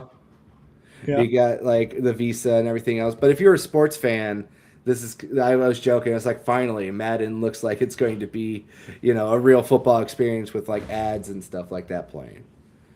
That will, oh man, if that trend bleeds into all gaming, especially the fantasy genre, I think that's gonna cause a lot of problems. I mean, it's one thing in a sports game to do that. Like, that's expected. When you watch sports, you see branding like that all the time. But when you're like watching a movie, you can tell like product placement. Well, you got that with Death Stranding. Remember the monster cans and everything? Yeah. Alan Wake had the Energizer batteries and the Nissan Altima advertisements and everything like that. Branding's around, and there was a big controversy that happened with Matt Ball as well too. Talking about ads and stuff in games. I think I have. If I bring this up real quick here too, because this is an important thing to bring up. Oh, wait, this is another article I wanted to bring up as well. I'll bring this over here. I'm just saying that, like, depending on the game type, if it's not done carefully enough, like if I'm playing, like, I can't imagine playing Knights of the Old Republic, and you know how like the loading screens in those games, they had like little lore bits that would pop up and you could read about the lore. If instead of that, it was just like, here's an ad for the next game, or here's an ad, like that would just completely kill whatever like immersion or state of flow I feel like for a lot of players. I think, it's really got to be, they really have to put some consideration to this and how they're going to do in-game branding. I feel like it's been talked about with everything else, where the ad-supported tiers are just coming in to try to help offset some costs because they're not making enough money to sustain some of this stuff. Like we see it with Netflix and Hulu and all these other places, Tubi and stuff, like ad support stuff. They tried to break away from the TV model, and can't. They just can't make enough money because it's just costing too much to put out that entertainment. Remember when we all thought that commercials were a thing of the past, and we didn't? and when we paid for that subscription fee, we'd never have another commercial again. Yeah, little did we know that it would eventually come back, and we would have to pay like $30 a month just to not get ads on something. Yep. But no, it's like we're saying here. It's just this. There was a controversy where Matt Ball brought this up too. That he doesn't know. Maybe there could be a possibility for ads with Game Pass or something else, or in-game ads popping in to make a return just to help offset some costs. Again, but I think that was kind of overblown. But it is, kind of put out there, Yeah. Well, again, like when a lot of these subscription services like Game Pass, like it doesn't necessarily have to be in the game itself. It could be right when the game boots up and then right when you shut the game off. Like I think that would be players would be more acceptable to that. Escapism is such a big thing that people cherish in their games, whether they know it or not, that pulling someone out of a game back into the real world I feel like would have pretty big detrimental effect over the overall game experience and how much time people spend playing games. Counterpoint. I'll Okay. counterpoint this here. Go ahead. One thing that Europeans and Asians like to point out about Americans is that they love being free billboards for anything. That's another thing too. Americans love a shirt that has a bank logo on it. Americans love their Coca-Cola shirts and everything else like that. I think the American public in general is more open to just being free advertisement if the logo and the design looks good. I'm not gonna be lying here, all right? I went to Hawaii, and I know AC's gonna fucking have an aneurysm, but hey, follow me here. I went to Hawaii, and they have this a Japanese chain out there called Don Quixote, and they also have an international version of it called Don Don Donkey. Mm-hmm.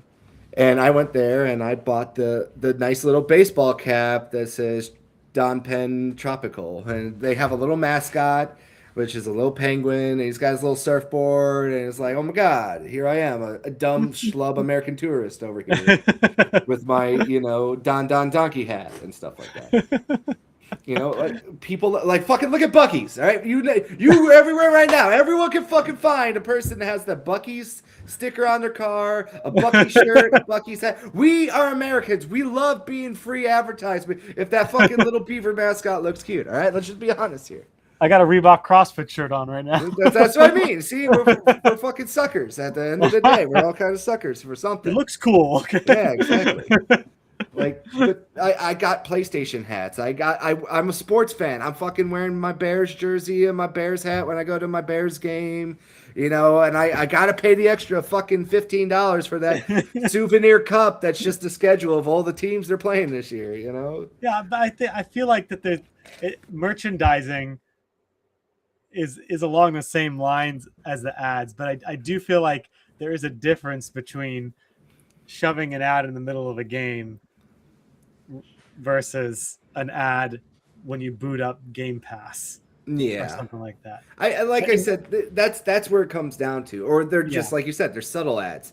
Like when we get the Death Stranding, and we got Norman Reedus just chugging a 6-pack of Monster and he's like really into sucking down that slop and sugar mess, and it's like you see the Monster in full force. Is it that type of ads where they're just going to like sit down and they're going to talk about like the old 1950s? They're like, we're having for dinner, honey. Oh, well, we got Hungry Man meal steak, son, or something like that. Like, are they going to try to be creative like that and bring it in? Like I said, like with the Alan Wake, are the batteries going to be purposefully Duracell and so on and so forth? So when I lived in Korea, Korean dramas are like super popular outside of the United States, and my wife is addicted to it. Okay. Their product placement in those is not like overt, but it is overt. It's like they like to sell these giant massage chairs, and this one I watched was just like randomly the person be like, "Oh, you're stressed. Here, have a massage," and they'd sit down, and then they do the whole scene while they're sitting in these giant massage chairs that you can buy for like $10,000. But like you probably know this too. Like now you go to any fucking Asian store, and what is it? Fucking Korean boy band with the bull duck fucking crossovers. You even go to fast food restaurants. What do you get? You get Doritos. You get fucking bull duck at your Panda Express now and everything. We love a good crossover, and that's another thing. That's a new form of advertising now, is the crossover. I'm not saying it can't be done. I'm just saying it has to be done carefully and artistically. Listen, if they give you a free Mountain Dew skin for your Halo guy, you're fucking wearing the Mountain Dew skin, all right? We all know that's true. Let's be honest here. All right, this is what I'm just saying. You know, We I all was gonna see say, it. I was gonna say that Nintendo. I couldn't see Nintendo do this, but sorry, my bird clock's going No, it's off. fine. I love it.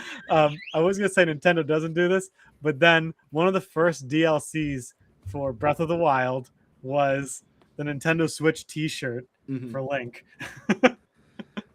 It is like, oh well, you know, and then they worked in other costumes from other games as sort of like advertisement for Well, these yeah. games. Well, it's like Smash Brothers was the first cross advertisement for gamers. Yep, and it was quite genius. It like it worked. I don't know where Yeah. that's. I don't know where that series is going to go, but if it can go anywhere. But But anyway, yeah, I know. I just want to kind of close this off too, because we've been talking about Microsoft and we've been hinting at a lot of their strategies. This one over here is one more thing from Jason Schreier, and this is a little point I want to make to kind of close out about Microsoft here. Jason Schreier, there's still a lot of uncanny, even uncertainty, even amongst the people who are deciding about the Xbox plans. They they are still deciding and evaluating all the studios, not just in terms of closure levels, but the way the studio is managed. No one knows for sure if the studios will be shut down or if Microsoft will just demand changes in them. But in the same way that Asha reevaluated all of Xbox strategies, now she's reevaluating all the teams and portfolios and what Xbox is producing. They asked for changes. Asha is making changes. So to kind of put that down to the head of Xbox Game Studios also stepped down today, Craig Duncan. The chief of staff jumped down too, or this as well as Microsoft today, as well as the head of Treyarch Studios. So change is coming. yeah, And as what we read prior to the with the 100-day reset and Asha's very words, we cannot expect to keep doing the same thing and expect different results. yep. And It sounds like she's willing to be the bad guy for a bit to make a positive change for the future of Xbox, and I respect that. You know, and the truth of the matter is, look, the COVID bubble burst so long ago. The rent is due. That's why I have the fun little like clickbait, thumbnail. The rent is due. The money is due. They are not making enough off of the Xbox first party Xbox Game Studios lineup. They could make more money just off of interest, Microsoft, at that point. And we're going just a couple more things before we kind of start winding down and give like closing thoughts here. It's not just Xbox. We've already talked about Sony and some deals. This just came out last week as well, June 10th. Ubisoft closing 2 more studios amid further cuts and job losses. Ubisoft is in another free fall. They just closed down more Canada studios and French studios, and I think here they had a staff of 20,000 staff. Now they're down to 16,590 people from this year. So they have cut down almost 1/4 of their workforce. And on top of that too, we just got this news today as well that broke. That's kind of being forgotten, and I just want to bring this up to you. Donut, the studios behind Life is Strange and Vampire, also said that they are going to run out of cash by November as Tencent has pulled all funding from them as well. oof. So, like I said, there is so much going on in the game industry. It feels like I wish we got the full month of June to live off the hype before we had to deal with the sad reality. But as things work out in life, not everything. If shit in one hand and wish in the other, see which one fills up faster. That's the old saying. But like I said here, all these problems and challenges aren't unique to Microsoft. I hope that all these studios are able to spin off like Toys for Bob. They get their independence, and they still can kind of work a little bit closer with Microsoft, publish their IPs, have more flexibility for how they fund, and kind of go out there and are able to sustain themselves. But Microsoft does not see the juice is worth the squeeze for the amount of money they put in versus the amount of money they'll get back. Yeah. Yep. So that should just be a little bit of a reminder for people here too. The rent is due. everything is kind of closing down. Everything is kind of, you know, working its way through the system. Money making has become the goal again at Xbox. And I want to say this for everyone out there. We've all been saying, where is Elder Scrolls 6? We've all been saying we're never going to get a Fallout 2, Fallout New Vegas 2. We're going to have to be, 65 before we get Fallout 5, And I do say this. There should be an overall reliance and need to get these IPs out there that people want. Yeah. And I know a lot of people like to get mad and go oh, well, they only publish Halo, Gears, and Forza. And the reason why they do that, if you look at Sony, it's because they make money. All right? Yep. For as much as we liked Returnal, as much as people like Soros, those aren't making as much money as Ghost of Tsushima. Those aren't making as much money as God of War. Naughty Dog's series of Uncharted and Last of Us. There's a reason why we have 17 Last of Us games, and they're all Last of Us 1 and 2. All right? So there's a reason for that. Yeah. Because they make money.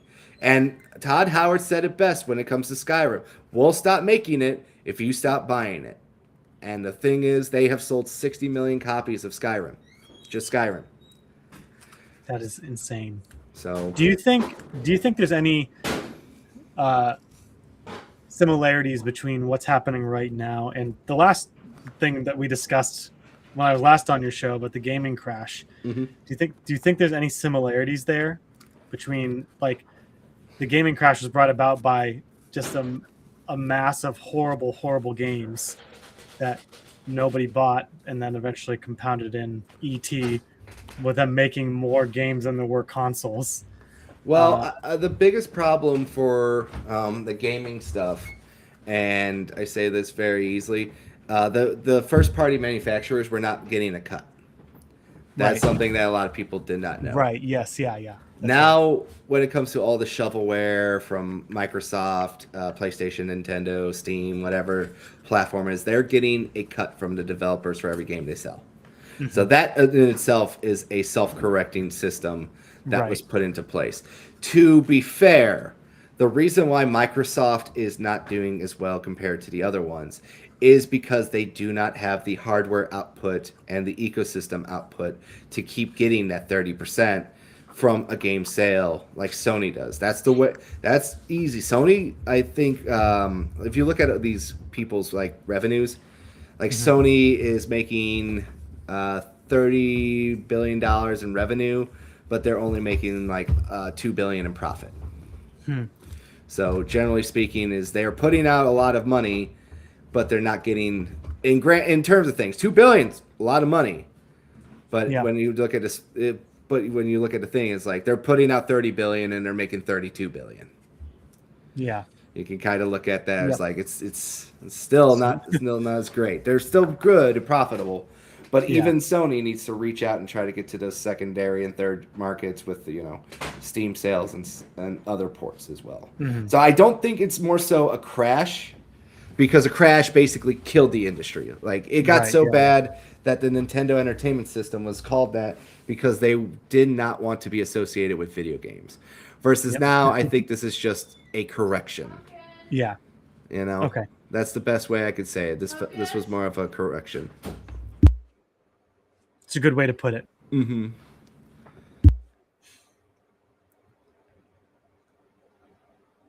All right, so do you have any final closing thoughts about everything that you saw here? Yeah. I mean, like I said, it sucks for the individual studios and the individual workers for sure. But, it's just a hard and fast reality of business that if there's no money, this has to happen. And it seems like Asha and the higher ups at Microsoft they know that something needs to be done differently. And unfortunately, usually when that happens, cuts are involved. And that just seems like it has to happen. So overall, I think this is good for video games in general. You and I love video games. I want good video games to be produced. I want quality video games to be produced, not just slop games that the only goal is to make just to make money. You know, I think you can make a game that makes a lot of money and it has valuable gameplay, a good story, sound, art, all that stuff. I think both of those things are achievable, and I think that this is a step in the right direction to maintain high quality gaming. As bad as it is right now, and as sucky as it is for many people to lose their jobs, you know, it's what leadership has to do sometimes, I think. The old saying is, I'm not telling you what you want to hear, I'm telling you what you need to hear. Yeah. Is what they have Yeah. to say.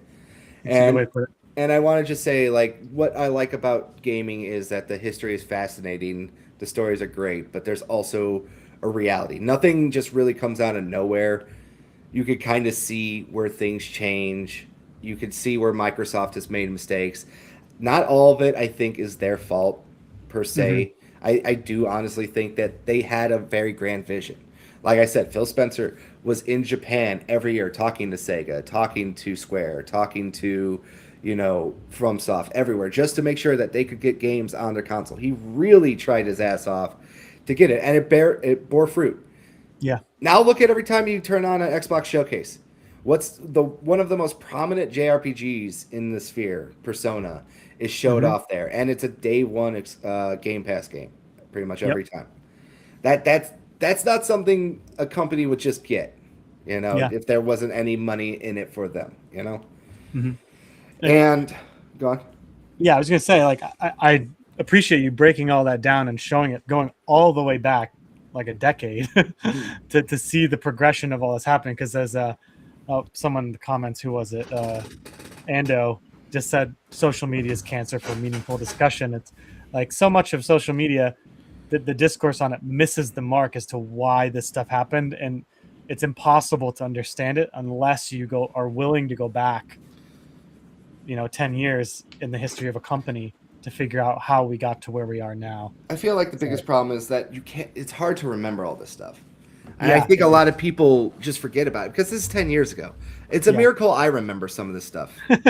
You know? I think it's impressive, man. I think it's really impressive. I learned so much when I come on here. Well, I try. I really try. And the problem is like for someone like me, I have to compete against somebody who has a clickbait title. It says they hate you, they want you dead, and then they read an article and just tell you everything fucking sucks. And then it's like I also have to work against the opposite side, where it's like white people are evil. Why are they culturally appropriating Native Americans in Horizon, which is a real article, by the way. I'm not even joking, but I have to compete against that too. Yeah. And I'm just like, guys, look, I hate both of you. Just leave my gaming space and let's talk about games and let's be honest and break it down. And then you got the console fanboys that come in and do the FUD. And then you got the people who kind of are celebrating, you know, and I hate that. It's a lack of humanity. Like these people put their heart and soul to make something that I like, and you're kind of being, you know, judgmental and like gleefully happy about their destruction. And you didn't even play the game. Yep. And I do think there's one of the biggest problems is people who stream games, no offense, but I do think sometimes I've run into people who miss out about the second part in the word video game, the game part. Like a video, I tell people all the time, I watch gameplay trailers, I'm never impressed by them because I'm not playing the game. Right. I need to be in there. I got to be engaged. I got to be involved and stuff like that, you know? And if you're a sports fan, you know what a boring game is, and you know what an exciting game is. Yeah. Yep. You know, but the difference is you're not going to see my fat ass out there trying to post up a 40 and make a one-handed grab. All right, I can't do that. I can't do that. But in a video game, I can, and that's why Madden is such a great game for a lot of people. You know. Yeah. Yeah. Gives them that chance. But I'm going to say this. The truth is, we've been saying this for years, and I've been saying this since 2023. This needs to happen. Yeah. We've seen from the FTC leaks when the ABK trial was going on, games like Spider-Man 2 cost $200 to $300 million to make, and Disney was taking sometimes over 50% of the profits from those game sales. So Sony wasn't was getting raked over the coals. You saw games that went from $70 million budgets that got ballooned up to $300 million budgets in their sequels. It's unsustainable, and it's for a litany of reasons. And this is a correction. And unfortunately, there's two realities here. Sequels sell. That's why we have 16 Final Fantasies and we have 13. And I was going to say Need for Speeds, but I meant Fast and Furious movies.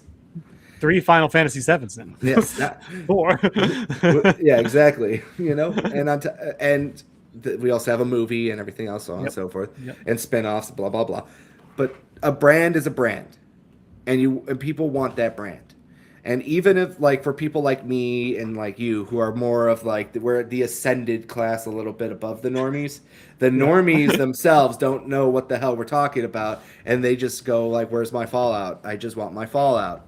Mm-hmm. And with the Fallout TV show being popular, even if like the hardcore fans don't love it, my wife loves it. And she's a normie, and those are the people that go out there and they'll buy the Fallout game and they'll enjoy being like, I got the power armor just like the TV show, and that's the truth. They keep the stuff alive. You need the normies just as much as you need the dedicated hardcore fans who needle the devs to make things better. So, but even that needs to be done delicately, because the whole appealing to the wider audience mentality can backfire pretty bad.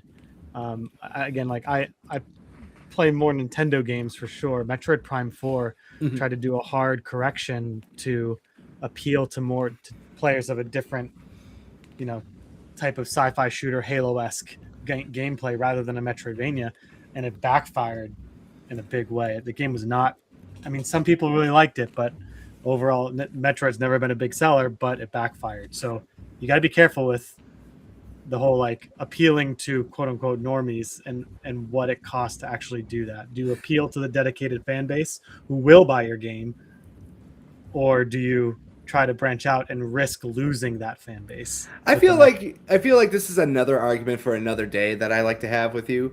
Yeah, because this is to go real quickly.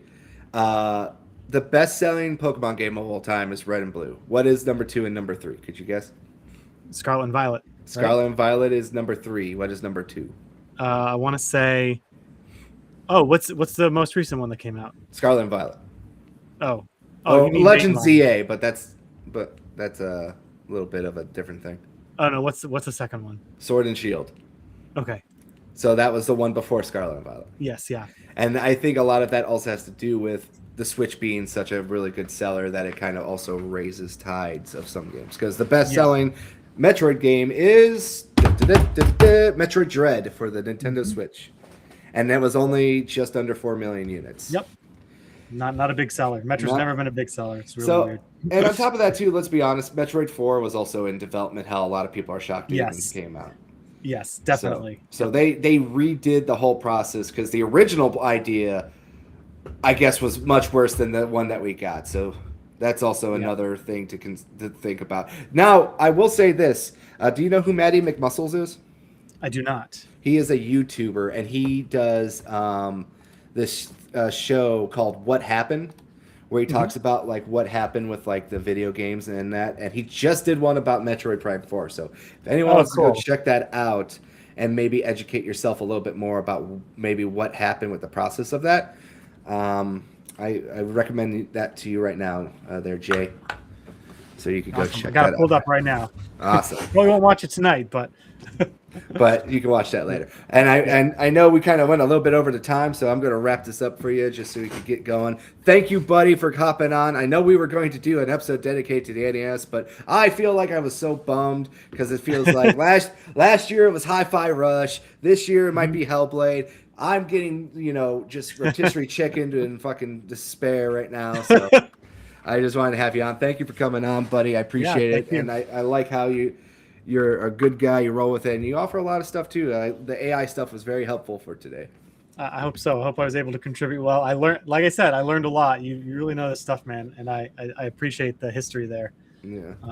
I think it's important. I think if you're going to critique games online, you should actually know what the history of stuff is, and games don't just fail because they're either woke slop or pro, I don't know, anti woke. There's a whole history as to why these They're games. propaganda or propaganda.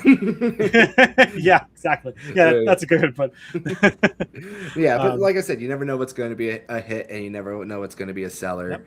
And like I said, we did this in about like 2 hours time, and I could go into a lot more. This could have easily been a 7-hour deep dive just talking about every studio in detail and why they made money in that. But here's a Spark Notes. Here's kind of just a overall argument, something to consider. If you are an Xbox fan, I understand that there is a lot of heartache. I like Xbox the most out of all my consoles, but I just like their ecosystem. It's more intuitive to me, and I love their controller, and that's just really it. It's not really that much. The IPs, like I said, I'll play on whatever. I don't care. I don't have that loyalty, but I favor the green side a little bit more. And some people favor Nintendo, some people favor PlayStation, but all is welcome here at this, in this backlog fighting community that we're making.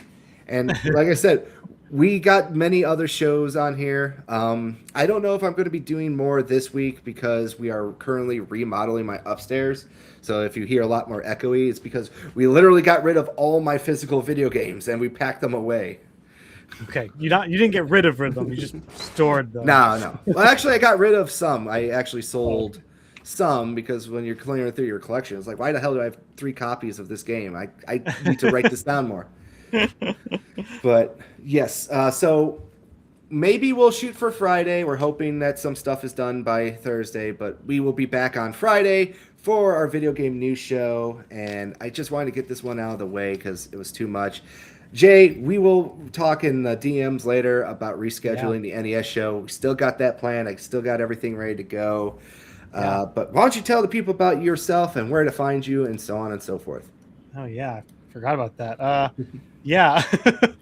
My main channel is JBongo Gamer. You can find me on YouTube. I also have an X account, a Rumble account, and Instagram, TikTok, I have all the things. Main is YouTube. I stream a variety of games. Mostly it just seems to be Zelda, Metroid, Resident Evil, and some demos here and there. Steam Next Fest is going on. I'm doing some demos for that. But I take the prime time slot of 4:45 a.m. to about 6 a.m. Central Time. So if you're up early and you need something to listen to, I try to talk about game design philosophy. I mean, this morning we got into a topic on moral philosophy while discussing why Ganon is evil. So that was pretty fun. So yeah, if you're down to talk about video games in hopefully a deeper way and also entertaining, just check out my channel, check out my shorts, and appreciate it. Yeah, I hope to have you on the channel a lot more too, because like I said, got the news show that I do. We got the legacy loadings that I love to do, which are for people who are new and may not know us. We go and watch old video game documentaries. Currently working through the G4 Icon series. But later on, I do have a bunch of collector's editions for video games that come with making of documentaries as well for these video games. So awesome. That's future projects that are coming forward. And of course, we just last week started our brand new show called Nostalgia Saved. And our first episode was a top 5 dedicated to system sellers. And we look to do more of the casual gaming talks and topics like that. The easy clickbait stuff, the top 5s, the rankings, and overall just the retrospectives and stuff like that too. As the well rage as baits. Yeah. Just the fun stuff. And of course, I'd like to have you on more to talk more just like in-depth gaming topics too, kind of like what we're doing today. So Jay, I really do appreciate you. You salted the earth kind of man. Link to his channel is in the description of this video. If you made it this far, please go and give him a sub as well. And if you're new here too, sub to me. Give me a like. Leave a comment. Let me know what you're feeling about Xbox or any of these other layoffs, because this is a big problem. And hopefully, if you're a fan of one of these studios, leave it in the comment. What's your favorite game? And just give them a little prayer, hope, wish, luck, whatever you want to say. And we will see you all next time. Maybe Friday, we don't know, but we will let you know on the channel.